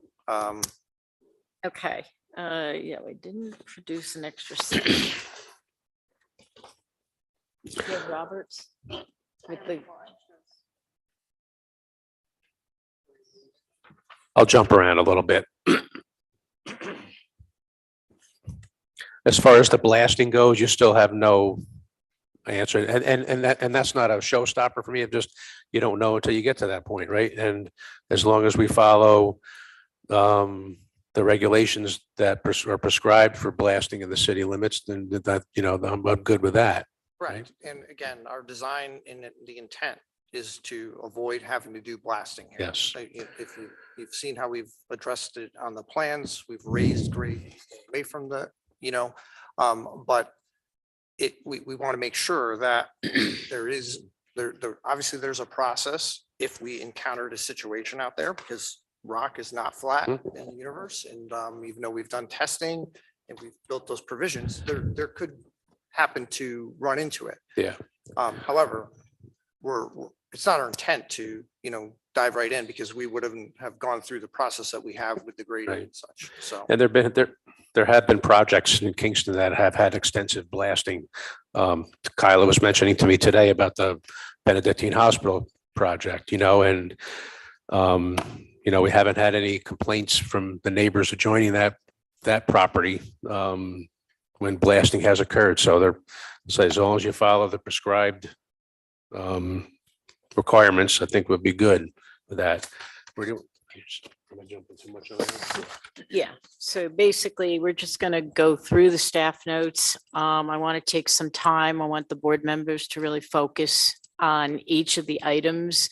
There are some decisions that need to be done tonight, or consensus that needs to be taken. Some of it's just recognizing some of the issues and just stating facts. So the first, we start out with just that the public hearing was held. I don't know if there are any outstanding comments or concerns from the board on any of the comments that have been received. Or if you feel that the concerns, I know the obvious concerns were centered around traffic and around the stormwater. I believe we've obviously resolved traffic with the GPI consensus. As far as stormwater, I know we had a very in-depth presentation done by the applicants last month. I don't know how any of the board members feel. If you are satisfied that stormwater is sufficiently addressed, there still is the matter of the SWIP that has to get signed off on by the city engineer. But do you have any outstanding concerns with the way that the stormwater is being handled on site? No, and Ms. Bagando did a good job at the last meeting, because it was in the wake of the major storm we had come through, that the design of that system for this site would be able to handle such an event again. So again, we're not experts. We rely on you folks, and I'm happy with that aspect of the project. Kevin, you had a comment or a I'm thought? definitely satisfied after the last presentation Okay. with stormwater treatment, stormwater handling. Okay. Yep, it was very informative what you guys presented last time. The only question I have is because the water, it's not going down the Glen Street side. It's getting sent off to the other direction towards the woods, and the gentleman with the pond and the animals. Is it like the woods and all of that vegetation that's going to absorb the flow so it doesn't disturb his pond or animals? What's the volume that's going to go that direction? Haley, you're going to need to use let's put a mic back there with them, and then they can. There are two neighbors that had ponds. I don't know if we have a site plan you can pull up. One is directly adjacent to the property line, and that one is, we're not sending any impervious area to that pond. It's just gonna be whatever adjacent woods is right next to it. If you could zoom in to the left where the senior housing is going. But in the corner of that site, there's the pond. If we have an aerial. Sorry. There is a pond directly adjacent to the property line right here in the corner. So only this adjacent wooded area and lawn is going to that pond. Off of the page to the left, there is a larger pond, part of a different property owner. And what's being sent to that pond is just this parking lot. It's going to be treated with a hydrodynamic unit, and then we're going to have a flared end section at the end of that structure, but we're going to have a dissipating structure at the end, kind of like a stone riprap to take that concentrated flow and try to disperse it into a sheet flow. So it'll flow over the lawn and woods. And some will infiltrate into the ground. It's not all going to just go flowing into the pond. Yeah.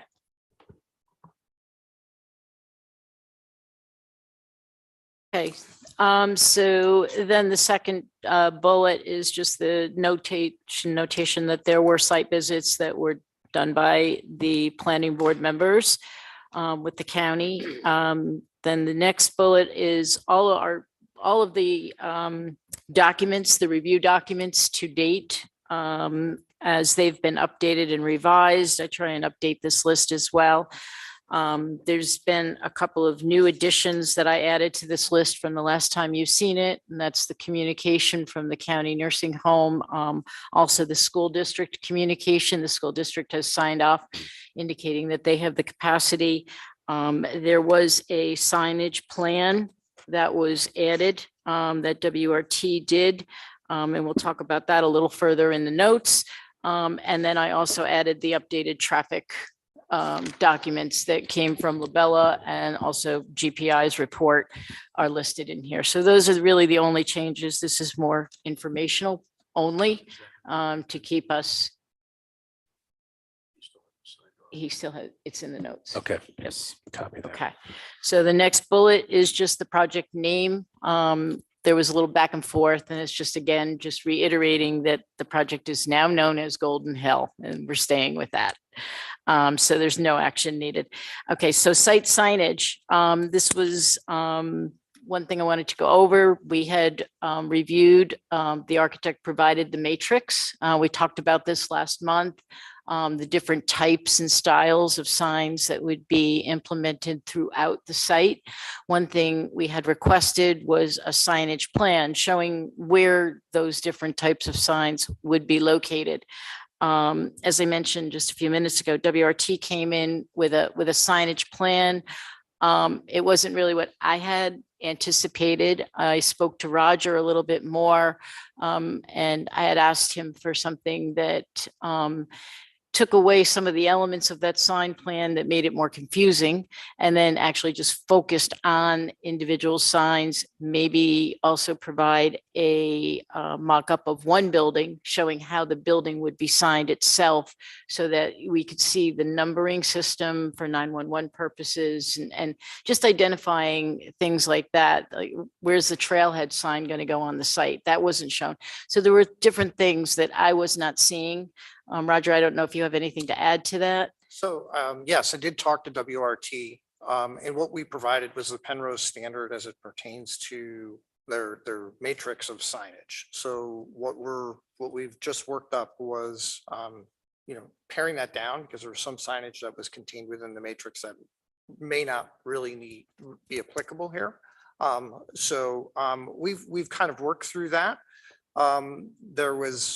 There was a comment regarding the trailhead sign. That's going to be a very simplistic sign, just indicating where you enter for the most part. So we're going to just provide a simple detail for what that looks like. The buildings are lettered. That's the way they're going to be. So They'll have an A, B, C, and D. And then if you were to look at the architectural plans, you will actually see the unit numbers. So it'll be like B115, so on and so forth. So, but I can't recall if that was shown in the elevation or not, the lettering of the, just the individual unit. So we may need like a larger letter or a small sign in front of it, in front of the building that just says. Okay. The monument sign, we talked about that as you come into the development and you kind of get to the decision point of, where you're going to take the loop near the community building. That's where we were kind of having the monument sign. I did talk with Will, and they do desire to have the signage as you kind of, once you make it up the driveway and into the complex. So you kind of have the larger monument sign there. Understanding that there may be a need for something small out along Golden Hill Road, just so that, emergency services know that they're, this is where the buildings are.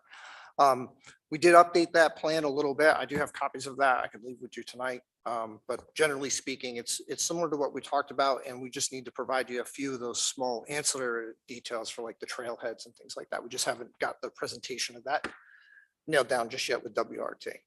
Great. Okay. So you did kind of touch on it. Any other off-site signage that might be incorporated into the project?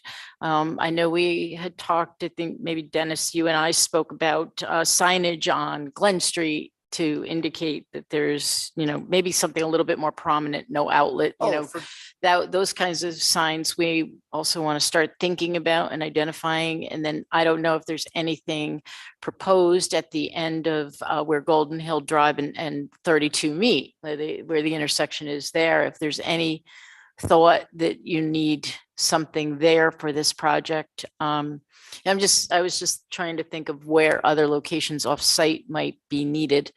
Okay. Haven't discussed anything at 32. Okay. But, traffic, directional signage, things along those lines. There is signage currently at the Glen Street driveway. Unfortunately, it's ignored. So we'll probably end up still utilizing some of that signage because it's there and it is appropriate. There'll just be a gate in their way. But we can most certainly add the additional traffic signage that you're speaking of, not like wayfinding signage, but basically do not enter type of things to the plans.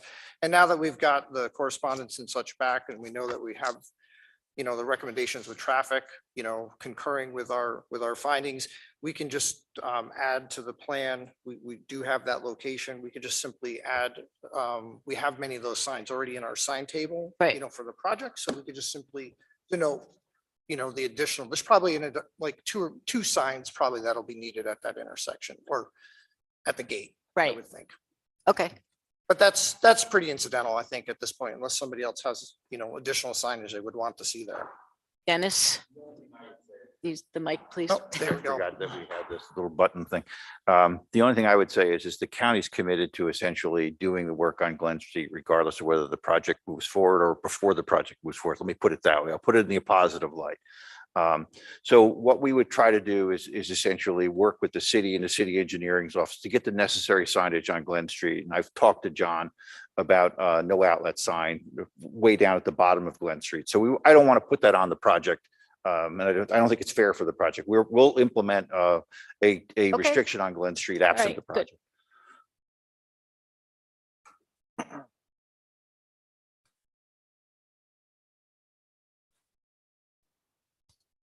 So did you mention a sign down on 32?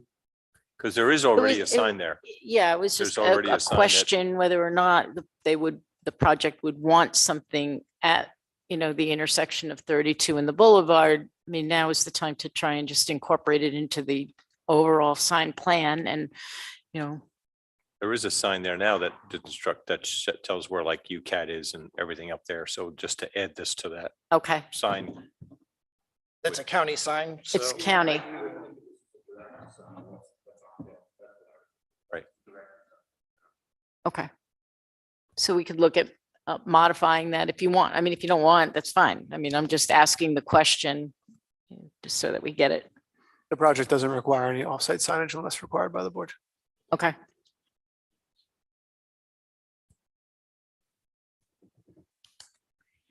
Okay, so the next bullet then is just some general, again, general information about the project. Shows what the unit breakdowns are for the bedrooms, talks about, how they're distributed. It's just informational only for board members. I don't know if there are any questions. I don't have any particular, yes. Emily. So the unit mix. The unit, sorry. You turned off. Oh, man. The unit mix doesn't clearly show that there's a supers unit. Is there a supers unit? There's not.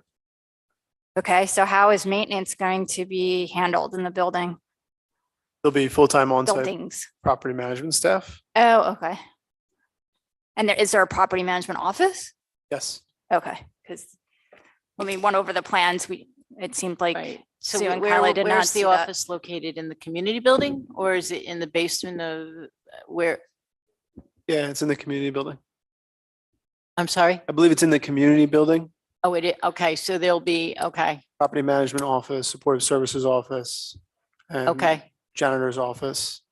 Porter's handyman So, office. okay, so then like landscaping equipment, all of that would be stored off-site? No, Or is there? in the first floor of the 2 elevator buildings, we'll each have bulk storage. So pallets for snow, for snow salt and removal, snow blower, tractor, grass cutting equipment, all that stuff will be stored on site. In the 4-story? Yes, in the two. Okay, elevator buildings. underneath where the parking is, there's going to be a section then, okay, Yeah, that's on the floor plan. okay, If I'll you- look, if you okay, go to I'll the look lower again, level okay, Where we have that Good. pull under. Yep. There's a spot in there for where the, okay, like the maintenance equipment and Right. stuff would live. like if they're gonna have to repair a mower or something, they can, that's like a workroom, kind of storage room, Correct, yep. materials, whatever. They almost Okay, always have double doors on them. That's how you can find them. okay, good, all right, thank you. Okay. I don't see any place listed that it would discuss that letter that we received just this afternoon, late this afternoon, from a Rebecca Sauer that discussed the 15-year low-income housing tax credit. And her comment that the question was asked recently and no further promise than, if I'm reading this really quickly, but when I got here, there's no promise to keep this low income more than the 15 years. Right. So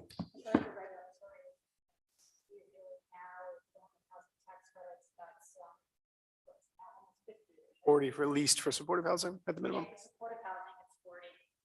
Yeah. Correct.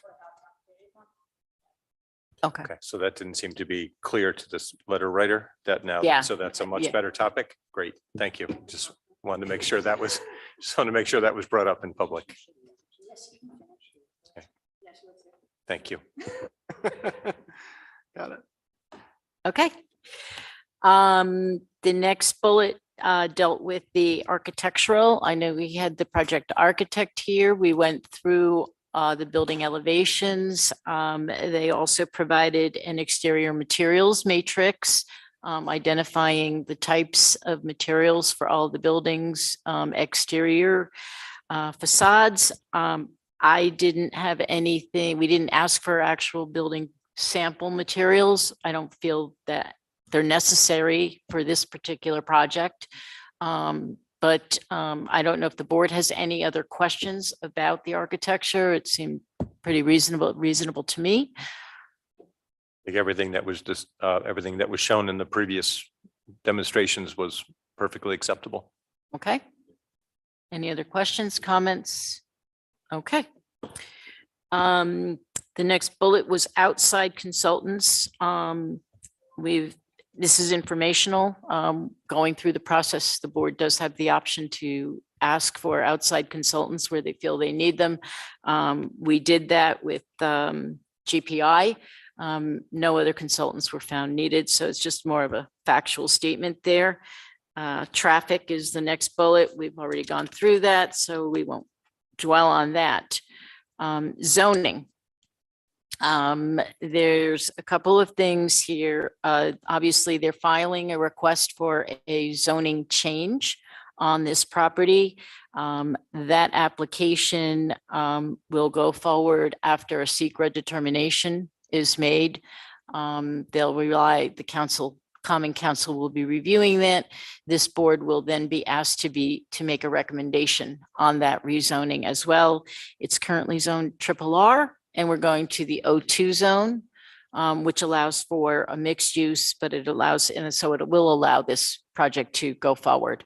And we're only addressing the rezoning on the portion of this parcel of land that Penrose is developing. This does not cover the balance of the property after it's subdivided that the county is going to retain. Is that understood by everybody? Okay. At this time, I think we've only identified one potential variance. Is that correct? And we're That's it. It's really just the length of the building. Right. And we were trying to get clarification just how we write the variance because the code is not clear as to what the definition of the side truly is because the building, moves in multiple directions. And Right. so, The- but realistically, it's what we're looking for is just how we write that, what length are we using for that request, I think is all.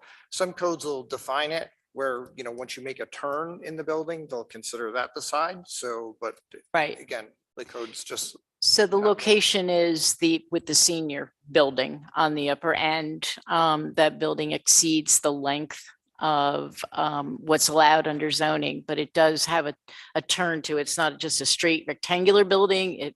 It bends slightly. And that's where the issue is with the zoning requirement. So that application will need to get filed and you'll have to work with Eric on how to word that. That's his. Yeah, and really what we're talking about with these applications is really just some procedure perspective. Because currently we're in the residential, so I Right. need to be able to get into the O2 before we can Create that, right? break that. I know. So it's a bit of a process. That's why, we've drafted the applications so that everybody's had an opportunity to look at them. We just Right. can't make the step until we're ready here. That's all. And that's the building up on the top left-hand corner. So as you can see, the building's not just straight, it has a jog. And the code is a little vague as it relates to the side, because again, sometimes you see in the codes, once you change the direction, they consider that another side. So. Right. Okay. Any other questions of zoning? Okay. The next bullet is the subdivision. So as we said before, this is a total project site of 40 plus acres. 50-50 split, we'll call it for sake of discussion. And the portion that will be retained by the county will be potentially used to expand the UCAT services, the transportation service that the county provides. And the balance of the property will be that which is rezoned to the O2 and developed for the multi-family housing project. There were some comments that came through from the Conservation Advisory Council. I had circulated those. They deal specifically with questions pertaining to the subdivision. So perhaps now is a good time to go through those. I'm looking at you. Yeah. Okay. This is my computer right now. I left mine in the truck, so. Copy out for you, Wayne, if that would help you. Okay, and these, the comments have been posted and they also are, have been circulated to the applicants and all the board members. So one of the comments is the connection to the trail, right? Right, this is, Yeah. these are their questions and Roger, do you want to Yeah, address those? I can kind of walk through Okay. these. I had an opportunity to go through all the comments. They're pretty straightforward as it relates to things here. This section of 32, there's not a very defined trail per se, but we are going to bring the pathway down. That's why when we come down the hill, we kind of run parallel to the contour as much as we can, because what we'd like to be able to do is gradually bring that down to the right-hand corner of the site so that we can create a small trailhead there so that people of that particular trail at that location. Long-term maintenance of the trail, similar to what Dylan just talked about, was the, the facility is going to have a full-time, property management located there. The trail would just be one of the elements that would be required for them to do. So can we just go back to your first, Sure. your first Yeah, so comment, and when we got that up, Yeah, if you uploaded? just Scroll down, notice I got the lower right-hand corner. So what we're trying to do is, ride the contour, the topography along that edge and elongate that last leg of the trail as long as possible so that we can create a small trailhead, right at the property. So that's more of just the grading component of it that's right there. But we're not proposing a new roadway or anything like that. There's obviously, they would have done that if they had the right of way to do that. So we're simply getting them back down to that point where if you go just a little bit further down the road, you can once again kind of get off the roadway from Right. And I think we had spoken previously about the materials for the trail to be more of a natural material. It's not natural. going to be paved. It'll be a natural materials. Yep, more of like a, of like a mulch type of trail, Right. in spots. Okay. Okay. So we just talked about the maintenance. Will non-residents be able to access the trail, for example, to visit a residence? And, that'd be similar to like the sidewalks that we have, this takes it out to a right of way. Similar to what we're dealing with the county, we have sidewalks. So if a visitor was walking up that trail to go visit their friend or whatever, I mean, that would be another means of access, from that perspective. But the trail is not going to have any illumination or anything There of is that. not. It's going to be regulated. So like dusk to dawn kind of. It's I mean, people are people. Are they going to go there? We can only do what we can do from that perspective, but we're not saying that couldn't be used for somebody. Just to clarify that the house rules will say that the trail is, provided for your convenience, utilized during this period of time. Right? And Okay. It's enforceable upon residents who have leases on the property. It's unenforceable on someone who's coming in vandalizing an open space that they don't lease property from. So. Right. Residents have full access to the forest area, or will they be restricted to the trail?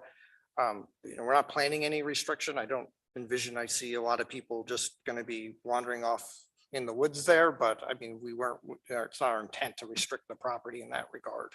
Dylan, unless you have some other. It'd be a site. It would be a site.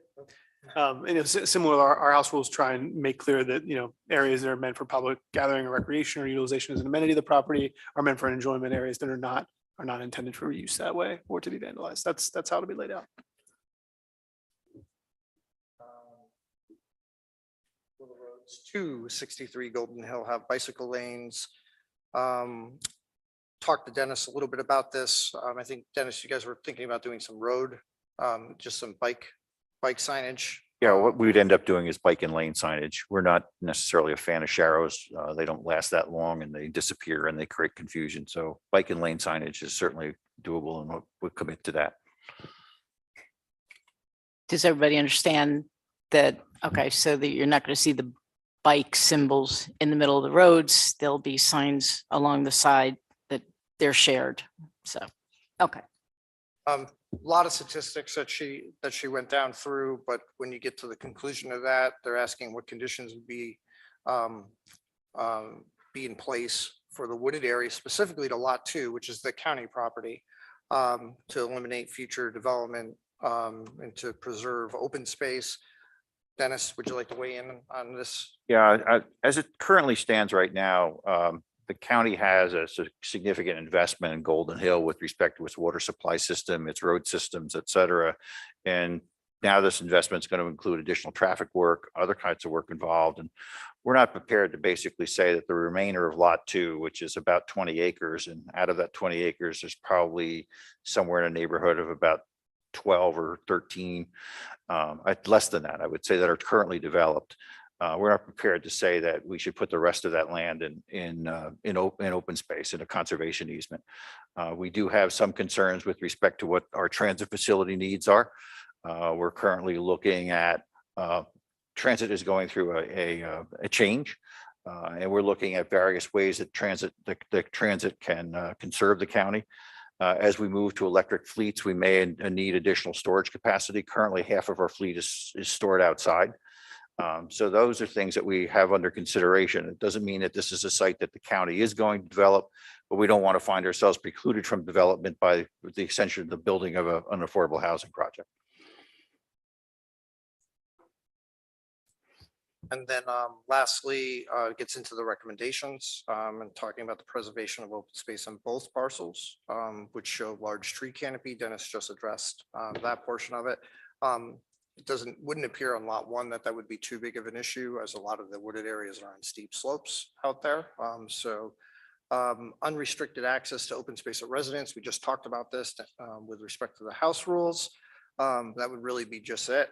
And then the long-term maintenance of the trail to be ensured. And once again, we have facility maintenance that's full-time in there. So. Great, thank you. Any questions from board members on the comments? Any further questions or thoughts on the comments from CAC? Okay.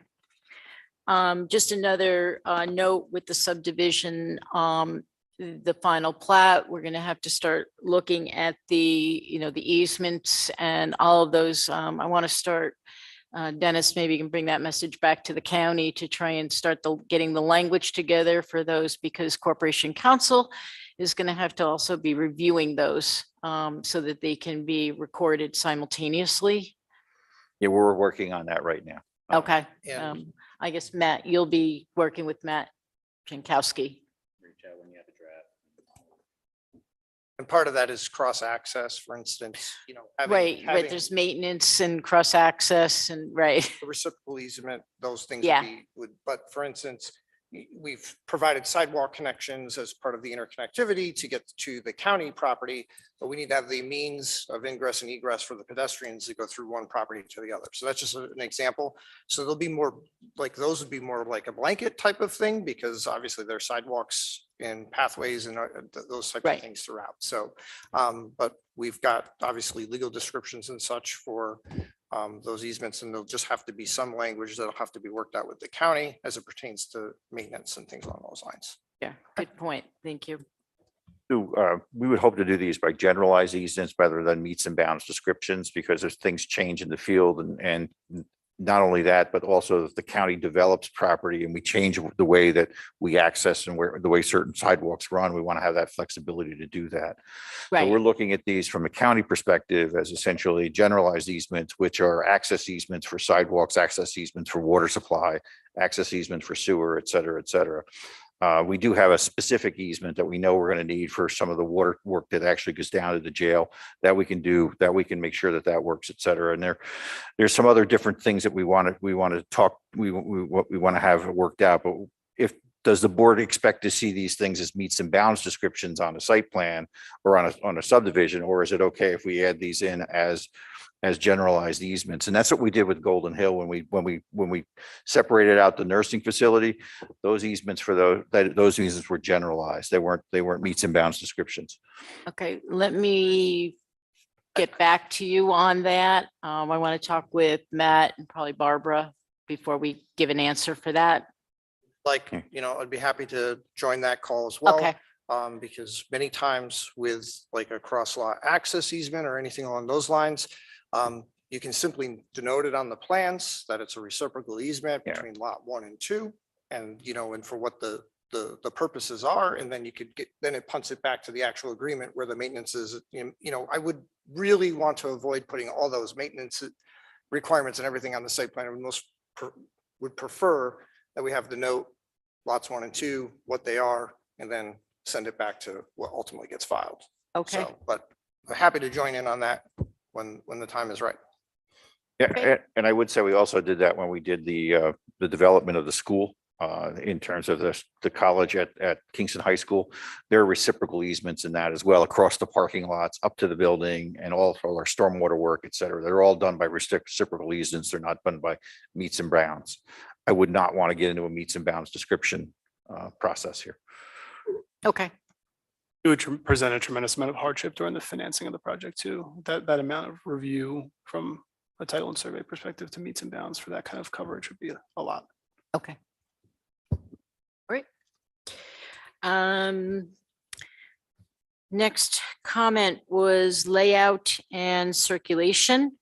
Again, this goes also back to the drafting of the easements.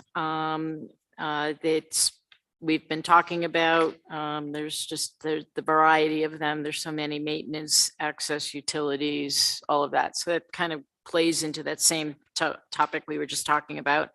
I don't know if there's any questions. I mean, it's pretty clear what the circulation patterns are going to be now. We know that Glen Street's out of the mix, so traffic circulation. We know internally, we've looked at the site plan from both the vehicular and pedestrian traffic flow. I think it's very straightforward. If there are any questions, you have the pedestrian crosswalks that have been proposed. There is no, we looked at this and Roger and I have talked about it a couple times as well. There's no connection right now to the Golden Hill nursing facility from the senior residents on the northern end, but topography makes it really tough, although it would be a natural kind of connection to have some kind of a pathway. Staircase is the only way you could potentially do it, and how usable that would be, I don't know. So it's not critical. It would have been really nice to try and figure a way out. I'd still like not to forget about it. If there's something potential in the future, maybe we could think of a way to address it, but it would be a nice, easy crossover. So, but anyway. I don't know if there's any other comments on layout and circulation. Okay. I just have one from the back. Here, sorry. For the sidewalk connection from the project down to Golden Hill Drive, is there still no proposal for a sidewalk in that area? No, the sidewalk connectivity is going to down the page to, there's a sidewalk network right up here by the ambulance facility. Right.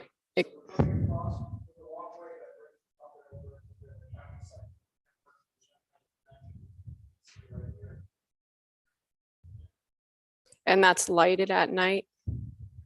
Or is there? I believe it is, right? You like that?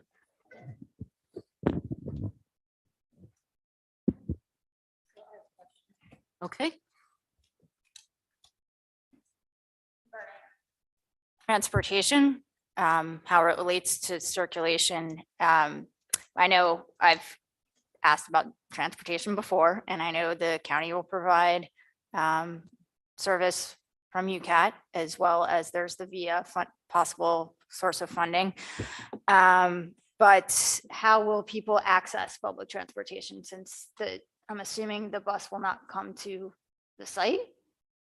The bus will come up to the site. It will? Yeah. Oh, okay. Yeah, they're proposing a bus stop at the end of the site. Okay. So the bus is not going to, the bus will be down on Golden Hill Drive. It's not going to come up the driveway into the project, correct? My understanding is that we're talking with UCAT right now, providing a bus stop at the project entrance by the community building. Oh, that would be great. Oh, that is great. You asked about a rectangle, one of the spots you created as a potential. Oh, okay. That's what that is. Okay, all right. Hopes that can happen. We've made provision. Okay. Good. Did UCAT also stop at Golden Hill Nursing Home? we did, let's put it that way. I think we still do. I know we used to provide service up in that location, but I'm not sure whether we still do or not.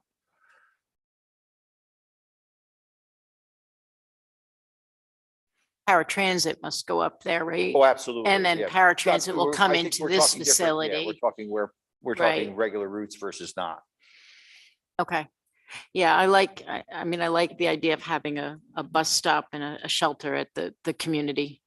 I think I think they'll use the part of the community building as the potential for the shelter because we have Right. that canopy overhang. And such there. naturally So already has so it We built weren't going in. to put another box out in front. It'll take away from the building. Yeah. So we'll be able to utilize some of the building for that. Good. But we did widen the sidewalk at that particular spot where it would land. Okay. Just wondering if anyone would be taking the bus to that location and then need to walk to Golden Hill Drive or to the nursing home from that, back to the sidewalk on that section there. Do you feel like anyone would be taking the bus to this bus stop to access anything else along Golden Hill Drive? Out it, because it's all walkable, So I mean, if you're asking me, is there a convenient connection between the nursing facility and the project? Then the answer would be no. If you're asking me, are a lot of people going to walk between the nursing facility and the project? The answer would be not many, or hardly none. The only ones that may use that would be staff from the nursing facility if they have access to the community daycare facility, and they'd probably drive. Or if they're residents. I don't know why they would go Staff to the is- nursing staff would be a facility. resident That's there. the question you're asking me, of why would they go to the nursing facility? I don't know. I guess I just see the possibility of people walking along that roadway rather than cutting through the mental health facility to get to the walkway. I don't know if you'll end up with people walking back and forth on the roadway there. Well, UCAT does go to Golden Hill. I do. I know people. And maybe there's enough room on that street that you walk the shoulder or something. I mean, I don't have an answer for you. I mean, the short answer is there a sidewalk connection to Golden Hill Drive? The answer is that sidewalk connection has been made. Whether is the other question is will people use it versus the roadway? It's clear from my perspective, it's just as convenient.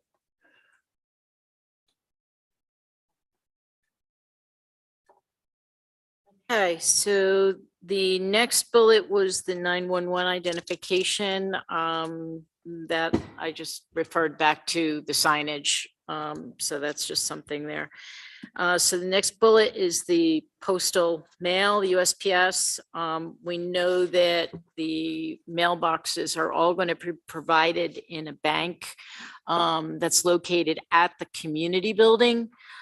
So we did have some questions there in terms of,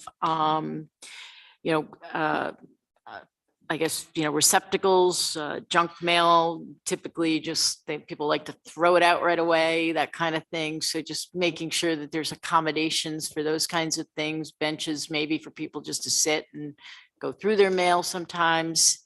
Matt? I do have one question.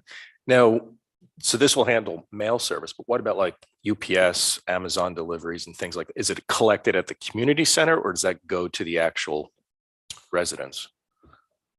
Well, on the bigger buildings, excuse me, it would likely come right into the main lobby on each one of those buildings. Not entirely sure how it would be handled per building. But your other detached units like that, would they actually come to the community building for that drop? Yes. Yeah. But for the 4 stories, they'd go, 4 stories, you they, have mail kiosks. they go into the lobby. So. Turn your mic on, sorry. Sorry. The answer is that in the 2 elevator buildings, those will have their own mail rooms and parcel box storage there. So for large parcels, that's where they go. And then the parcel boxes will be at the community building for the townhouse building types. Okay, so if an individual in the senior residence is expecting a UPS delivery or Amazon delivery, that's going to go to that building? Yes. There'll be Okay, a parcel room in the lobby. and there'll be a parcel room there. How are they going to know? I mean, how is it going to be? There'll be a door, you'll open it up and they'll Okay, have their they'll their just mail have to there. go Yeah. and find it and themselves. Usually it'll, in our senior buildings, it's, You that it's there. Yeah, right. Okay. Okay. All right. The distance from the senior citizen building to where the mail's gonna be. Now, what, the senior citizens, they have nothing to do all day long but sit and wait for that letter. They love it, okay? Not yet, Oh, but I'm working on it. I mean, can we move some of these postal boxes for that area closer to where so that, they're not walking across the lot to get the mail? yeah, the senior building post boxes will be in the lobby. So just take the elevator down to the. It'll be in the lobby every building? Of the Okay, elevator, of so- the senior building. Okay. Just for the senior building. And for the 3-story family building on the other side, Oh, both of those are also. central. Yeah. Okay, all right. So the rest of them are, okay, okay, that's good. I did not know that. It would be a Okay. really large, if we consolidated it for all of the Yeah, property. it would be a lot of boxes. We'd have a building that looks like that Sorry. community building for mail.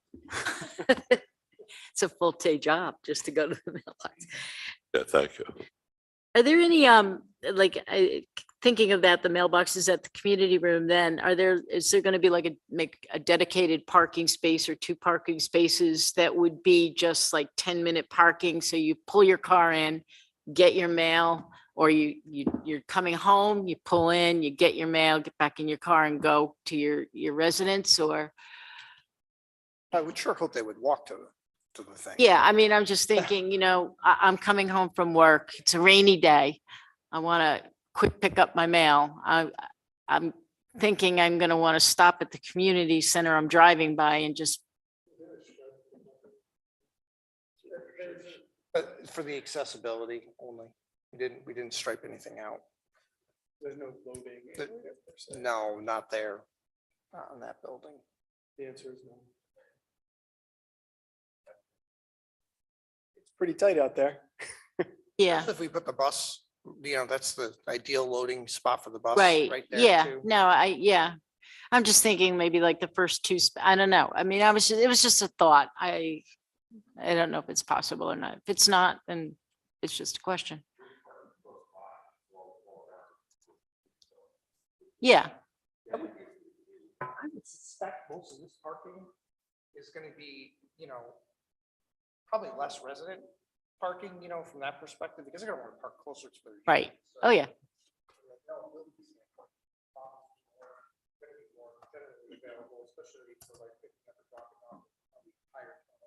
Okay.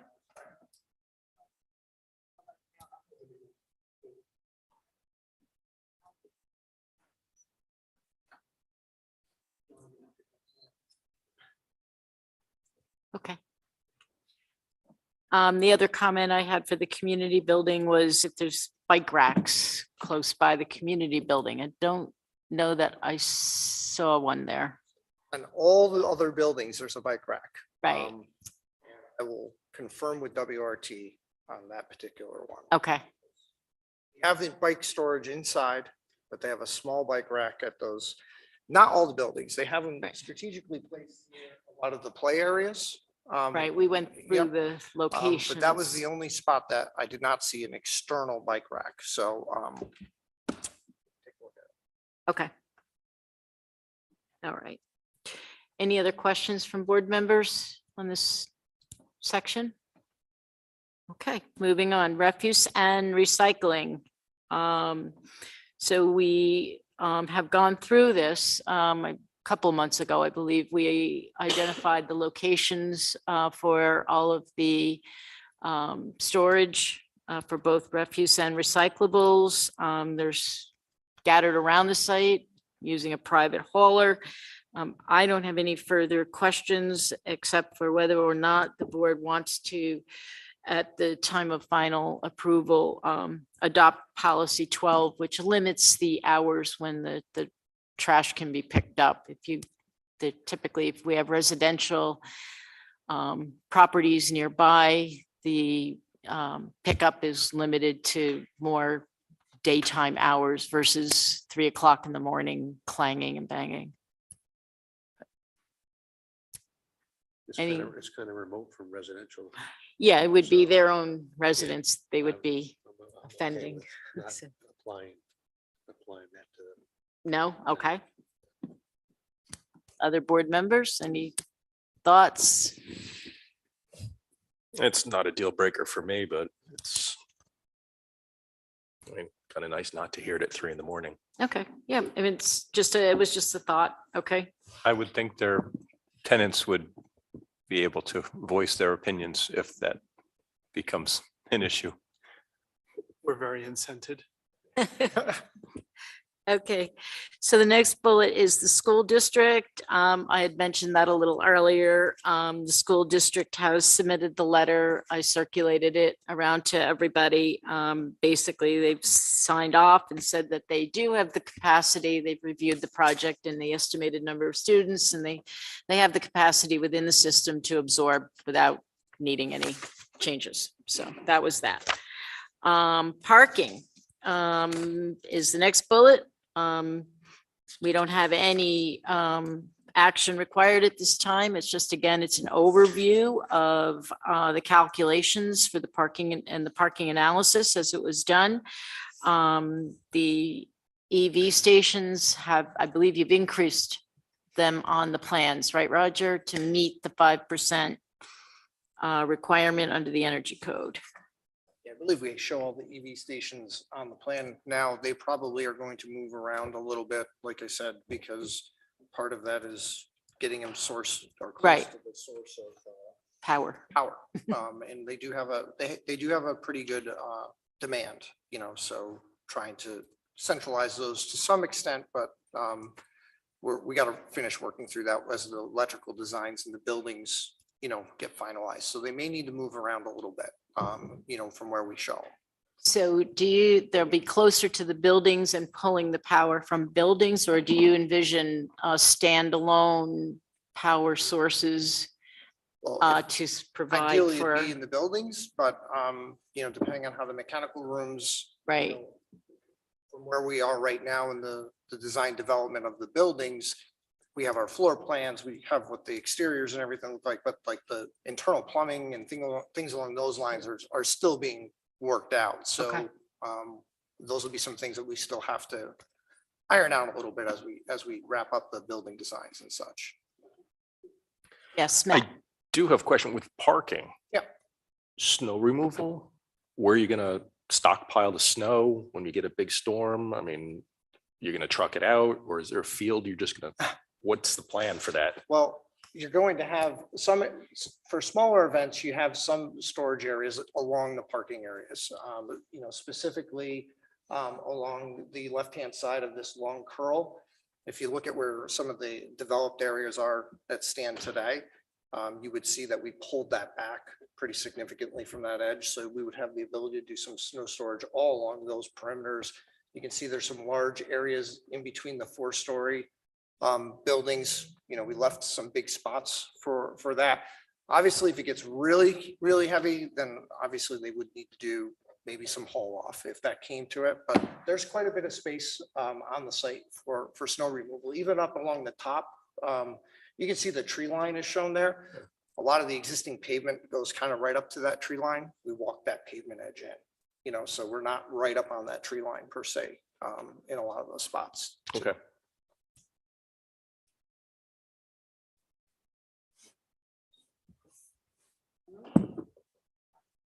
So the EV chargers, I know they won't be heavily used perhaps now, but 10, 15 years from now, they will be. I know that HDR recently changed their sustainability guidelines so that every 20 spaces, you need to provide EV chargers. And so that would be 11 here. But I don't know if this project will fall under those guidelines. Great question. We have proposed it back as of it probably will fall into that design. Right, okay. I think that the criteria also allows for in places where you don't have them to have EV ready. And so we'd have to have at the house meter location, the sizing for those adaptable. Right. Which is good, because in 15 years, we'll be just about replacing these ones. But yeah, that's going to be part of HCR's guidance, which is going to be. Yes. Yes. Well aware. And Can't get one yet. I do have one question. I know our code allows for compact car parking. Is that something you're looking at, or are you just going to keep a standard size parking space throughout? We have not looked at the Okay. compact car parking. What we wanted to do was try to achieve the parking requirements as the code stated. I'd be open to looking at it if this is something that Dylan wanted to explore from a compact space perspective. Sue, how much of a square footage reduction is it? Not stall size, do you recall off the top? Well, you go from 9 by 12 to 8 by 10. So. Okay, yeah, It has to be signed, I mean, I don't know if it's. as something- proposed, no, we did not. Yeah. We did not do it, but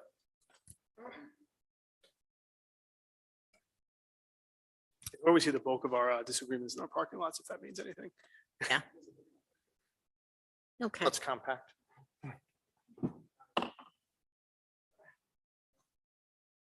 And the parking's not going to be like allocated though. It's not going to be marked out for unit A, B, C. It's not, and none of that's good. Okay. Okay. Unless it becomes an issue. Yeah. All right.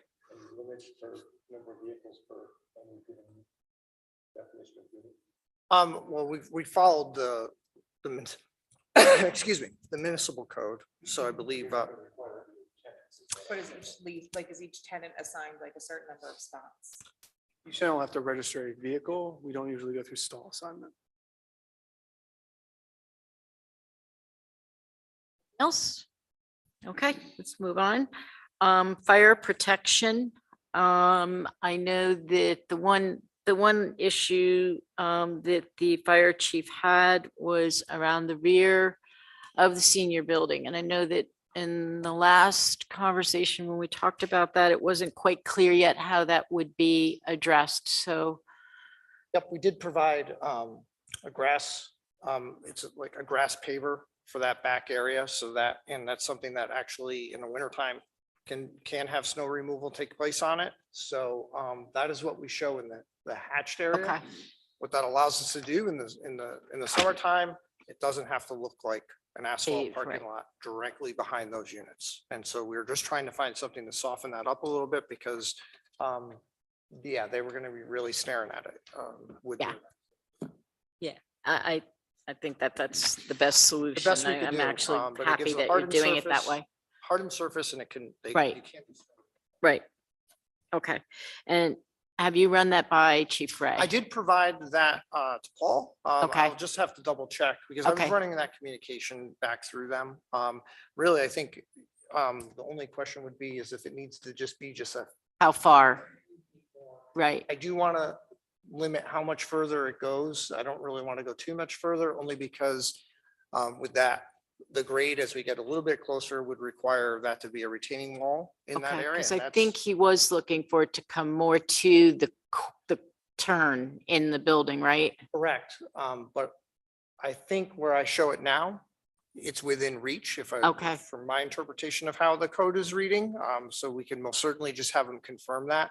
We Okay. can bring it a little bit more forward, but we want to try to keep it away from the, the benches and everything you see there. Because that wall will start to get big. Right. And I really don't think we want to introduce the fire truck right up against the retaining wall either. So I'd Right. rather have a little bit more open space for them to work in if they had to actually get back there. Good. Energy efficiency is the next bullet. We talked about, the need for the stretch code to be used in construction. You've spoken a little bit about, what your goals are for the overall project. I don't know if they've changed at all or what you're looking at in terms of, what do they call it, certifications, if any? Nothing that would have gone in the less attractive direction for sure. I mean, we just spoke anecdotally about HDR's, increasingly robust guidelines. I mean, this project had been zero natural gas since the beginning, and so we were fine there. This will still be, Energy Star Plus, net zero ready, the whole thing. So It won't get a LEED certification or Enterprise Green Communities or any of that. Enterprise Green Communities. Oh, but an not- Enterprise but not Green. LEED. Okay, Yeah. great.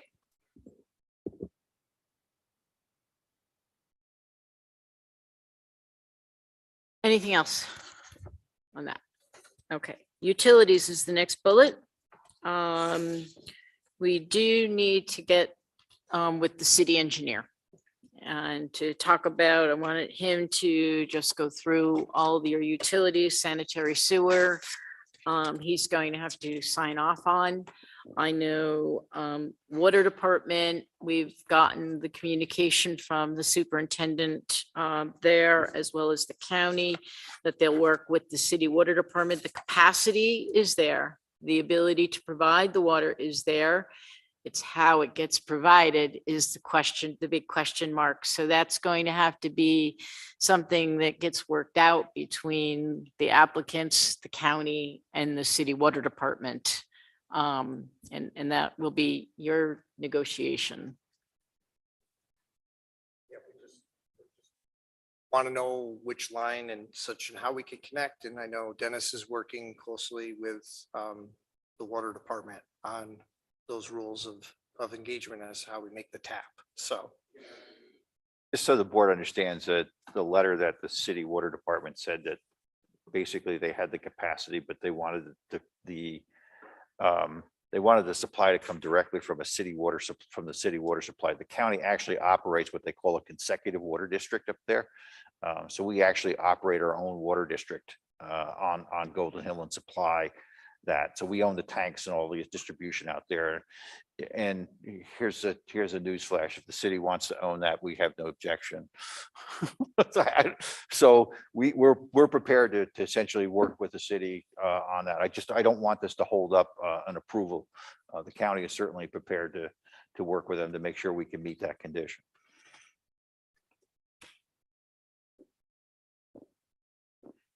Okay, and Central Hudson, I have not heard from Central Hudson on this project, which is unusual. we did supply a will serve letter. From Right. Central Hudson regarding Yeah. the project. So So have you gotten any further in terms of design transformer locations, how Transformer- lines are going to get run? transformer locations have been added to the site plan. Okay, So the latest I'll look site for plan, them. okay. If you recall, actually, when we spoke the other day, you were saying, what are those boxes along the sides of the building? Those are a lot of the transformer Okay. locations and the condenser units. So yeah, that's been in progress.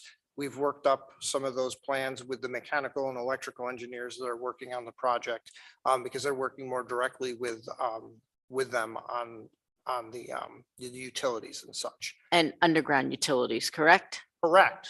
Yep, underground here.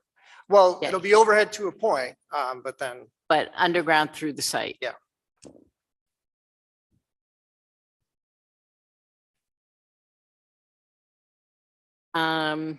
The action again goes back to easements again being noted, so we want to make sure we get those. Stormwater is the next bullet, and that is the SWIP. I did reach out to John about this and asked him if he's had any, further thoughts or comments on this. At the time, he hadn't looked at it, so I asked him to go back and take a look at it. I know, Roger, you and I spoke. You were going to reach out to John as well. I rattled his cage, yes.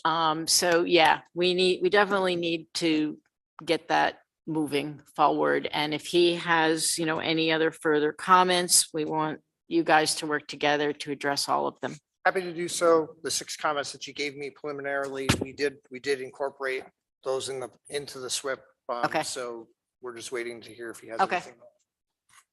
And he does have the sewer report, and all. Right. Everything he needs I for the know. sewer as well. So Yep. just happy to help any way we can. Okay, so you can rattle his cage. I'll rattle it again. Okay. Good. Busy man. All right.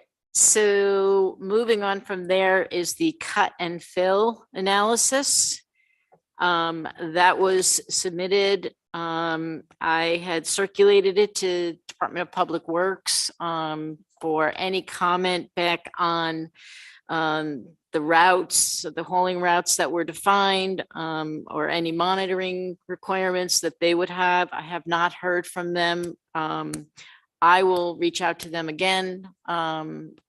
But it's their ball game. And so I'm going to let them tell me if there's anything further that they need from you on that project there. Thank you. So.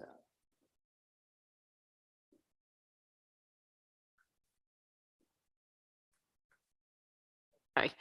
Blasting, I know Wayne brought that up before. Obviously, the goal is not to do any blasting. And so far, I guess all of the borings that you have gotten have indicated that that's feasible, but you just don't know until you start really digging in the dirt up there. So, if that will ultimately be part of any decision that the blasting ordinance will be complied with, if it is necessary to undertake. And I think for the record, what we'll just end up doing is adding a note to that effect on the site plan. Okay, that would be great. That way It's easier. all tied together. Yep. Okay.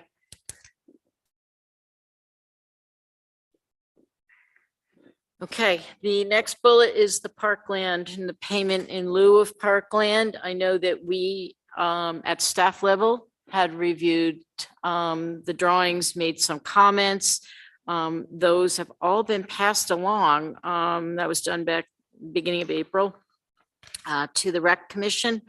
Roger and I spoke a little bit about this. He offered to meet with the commission if they wanted. I gave you Lindsay's contact. Did you reach out I to left her a her? message, yes. You left So her a just to message. Okay. Try to connect with her again. Okay. and We're happy to go and speak with We them. do need their feedback for this board. Ultimately, at the end of the day, to make that decision, that's critical that they participate in that, at least give us their input. Okay. The construction plan and the project phasing, that was basically submitted. I don't know if the board wants to review any of that information. Roger, just want to maybe just give a quick summary of your construction plan and phasing. I think Yeah, it's- so what they did was they worked with the construction consultant that they're hoping to be working with on the project for constructing the site. What they did is they basically walked through and how deliveries and such would come into the project. So basically creating a route within the development. The route follows the internal circulation very closely because obviously when we're going to build out the site, we'll end up building out a lot of those areas and then fill back in, for our buildings and such.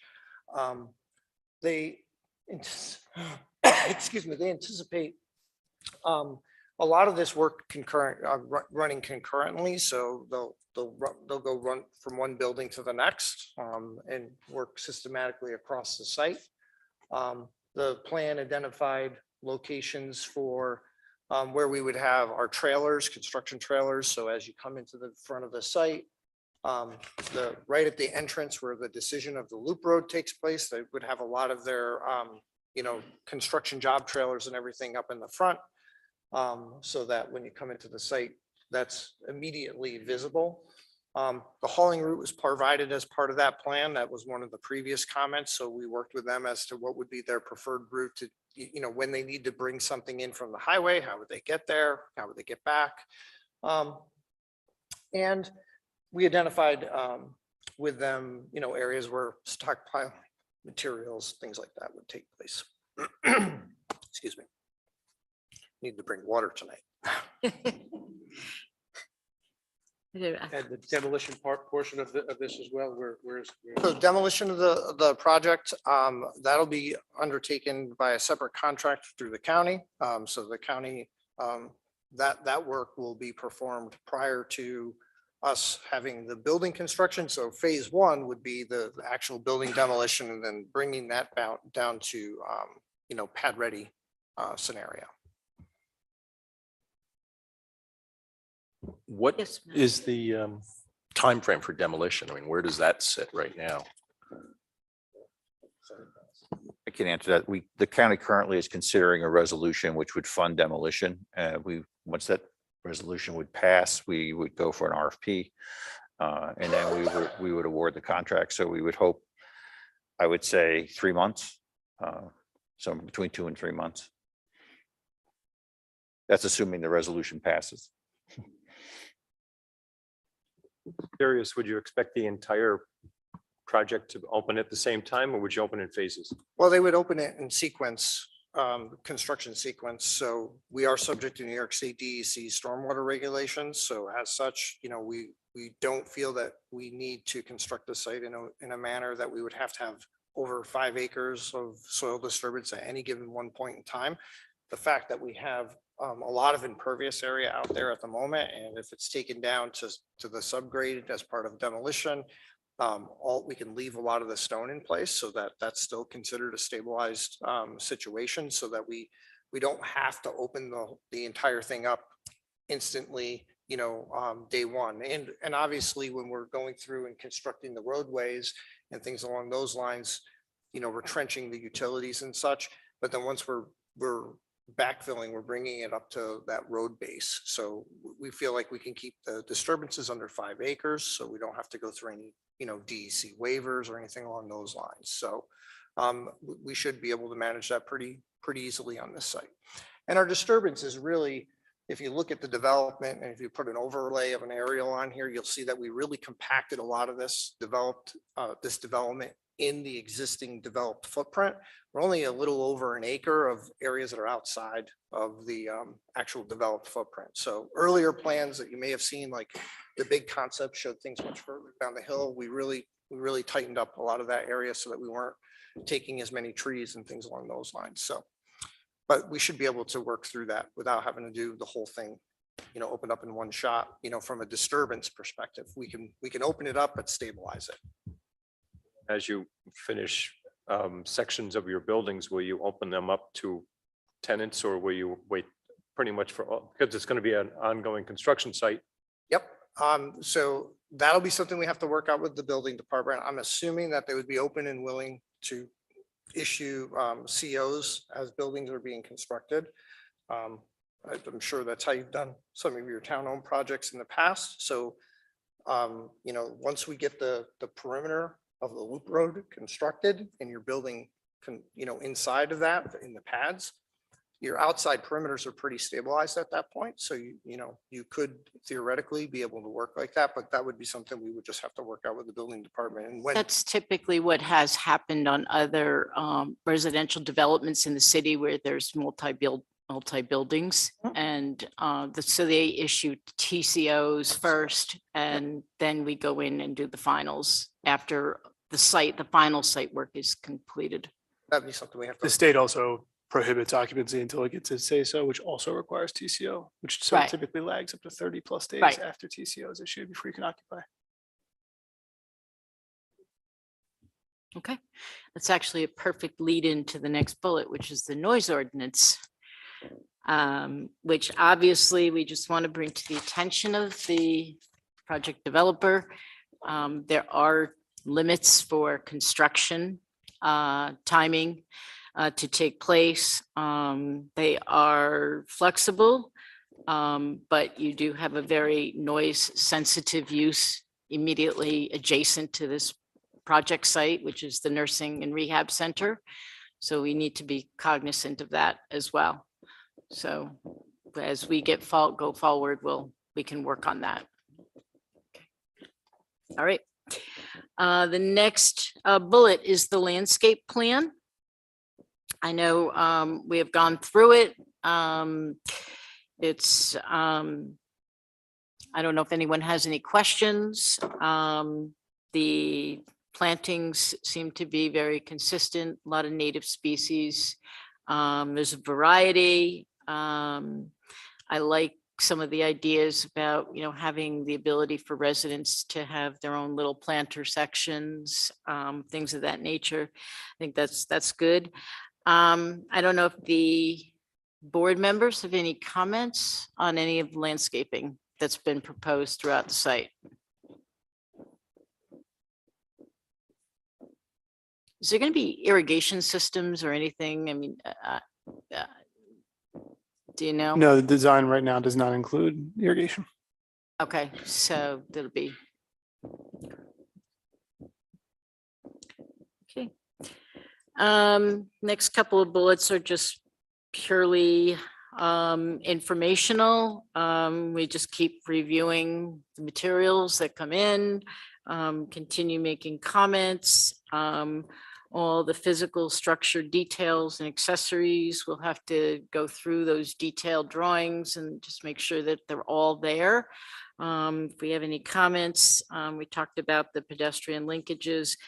I know it's not possible, but I would kind of like to continue to think about that Golden Hill Nursing Home link. I think that could be a really nice connection there, but if we can make it happen. Going forward, the board policies, this is just a list of the board policies that staff believes will be applicable at the end of the day. Anybody can chime in on those as you want, but I think we've pretty much covered the gamut of them that will apply. The performance bond is the next bullet. That's going to be an issue of discussion. There is in our code required performance bond to be put in place. So we would be looking for that. That will have to be also discussed with our city engineer. So as we get closer to, the approval can take place without obviously the bond, but ultimately this board would approve the final amount, and then that would have to be in place before a building permit is issued. Is that like a site bond, Sue? Yes, it's a site bond. It's not building construction, but the site elements. For projects like this one, where there's a large slug of public finance that's coming in at the back of the project, have you ever entered into like a tri-party arrangement with, say, HCR that would be for that amount, saying like, hey, okay, up until this amount, you cannot release this amount of funding without the city say so that the site has been satisfactorily completed, rather than adding another costly bond to the project?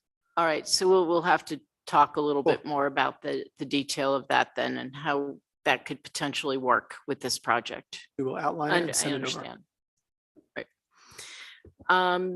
The next bullet is the relocation plan. I know we've talked about this. So the county, how are you coming with the relocation of all the county services that are there now?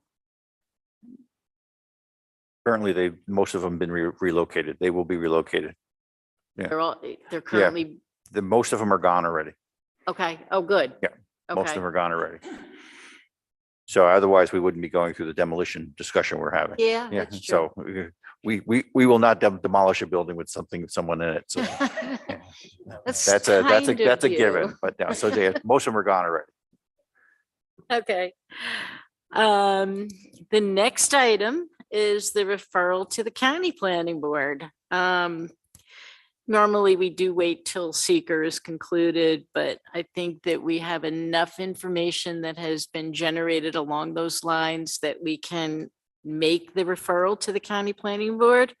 So I would like the board to consider that tonight. We do that right now. Mm-hmm. I concur with Sue's assessment that enough information has been completed to refer this to the county. So at this time, I'll make a motion that we do so. Do I have a second on that? Matt Gillis with a second. All in favor? Aye. Opposed? Carried. Okay. Okay, so then the next bullet is seeker. Obviously, we're still working on some of the components of that. In the past month, though, we've, I think, made a few very significant strides with the utilities, with the school district, with the traffic now. I think we've covered a lot of ground on that. So we're closing in. I think John Schulteis is probably a key individual right now to get everything in place in order for us to go through the seeker documentation and go through the part 2 of the EAF and do the part 3. So that's probably our next step. And that concludes my notes, unless I will open the floor. So Rebecca Sauer's letter, I read through it more, and now I understand what she's trying to say. She's concerned because Penrose is a for-profit developer, and for-profit developers don't necessarily have a mission, as far as I know, to keep housing affordable. We're losing affordable housing in this country, and sorry, get a little emotional since I'm an affordable housing advocate myself and an affordable housing developer. We need to do our best to keep housing affordable as long as possible. The Supportive Housing Opportunity Fund has a minimum regulatory agreement of 40 years. I would recommend that the planning board ask the developer for a 50-year, that's the maximum 50-year regulatory agreement on this project. Easy. Okay. Contrary to popular opinion, we are a mission-driven for-profit development company. The HDFC, which will be a affiliate entity of the county, will have controlling governance over the site's use and in perpetuity. And we're a company that builds affordable housing. This is what we do. So I have any concern about the preservation of affordable housing. We often find ourselves buying affordable housing from struggling nonprofits to preserve its affordability. So it's in our DNA. That's great. Also, she was concerned about the ESHI period in terms of every 5 years, it needs to be renewed. So that's the Supportive Housing Services funding. I know you're working with Family of Woodstock, so I believe Family of Woodstock would, and they have the ESHI contract in the Empire State Supportive Housing Initiative contract. So I believe they would help to renew that every 5 years with you. Yeah, it's a brand new program. It's unproven in terms of its tenure, right? So I think we'll all be saying, okay, where is this at in year 6, 7, 8? But it's not our only ESHI project, not close. And so we're familiar with the program, and we'll be advocates standing there screaming if it goes away. Okay. Are you more satisfied with the answer to that letter? Any other board members have any questions or comments for? Okay. We're good. Yes, please. Thank you, folks. Mr. Doyle. I just want to ask a question about timeframe. I would just say that the county is very much concerned in terms of where we are in terms of the application periods. We certainly don't want to miss application periods, and I'm very much concerned about trying to move this project from essentially a review process to a decision-making process. And so I know you talked about seeker. Can you give us a sense of when you think seeker would be done, assuming that the only remaining question is John Schulteis's issue with respect to stormwater review? I think John is the key right now. I can talk to him tomorrow. But I think maybe Roger, you and I and John maybe should schedule a time to sit down and chat about. We can go. Okay, all right. Happy to do so. Yep. Your whole day. That's the major issue that's outstanding. There's no other issue that's outstanding that would essentially affect the determination by this board, yes or no, with respect to seeker. I just don't want to find myself in a situation where down the road we have 3 other issues come up and that we have to address, and we're another month or months down the road. I would like to know that, we're literally looking at answering.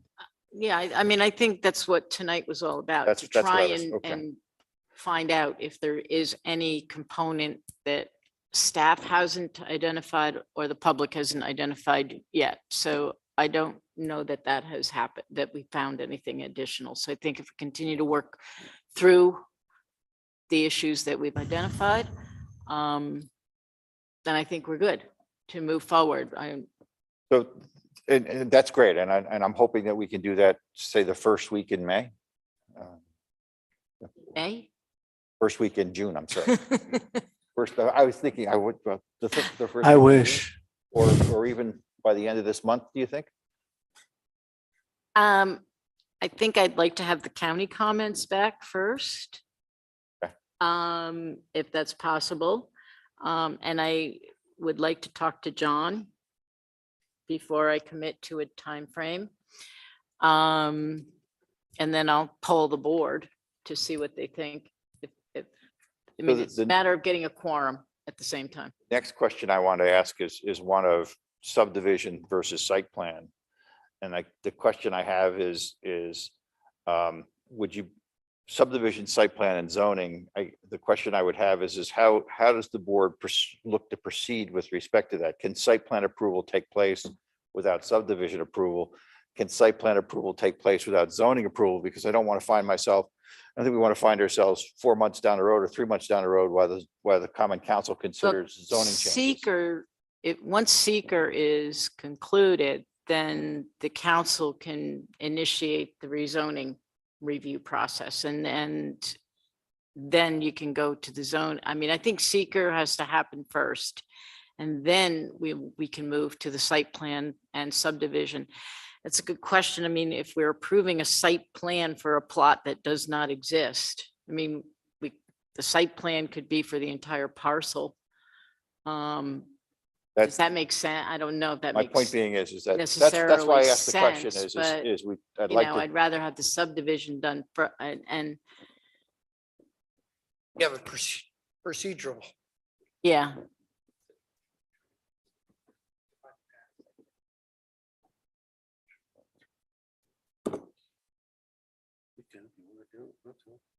Well, let me talk to John first. I'm just trying to get a sense. I know.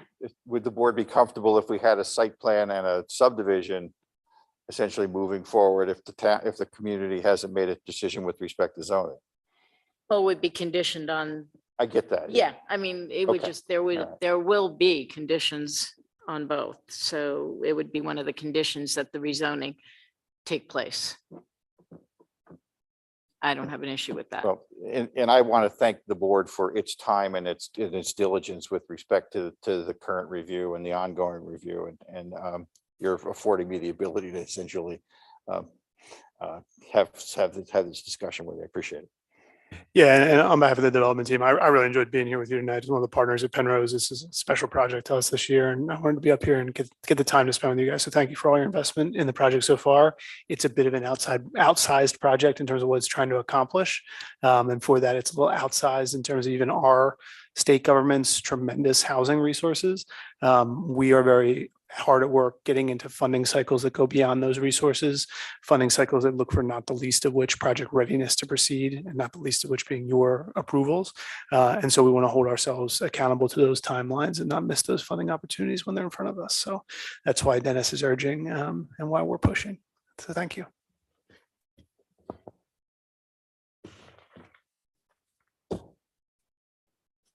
Thank you, everybody, again. So at this time, I'll make a motion that we table item number 6. I have a second on that. Matt Gillis with a second. All in favor? Aye. Opposed? Carried. Do you have the business before us tonight? No, I think that.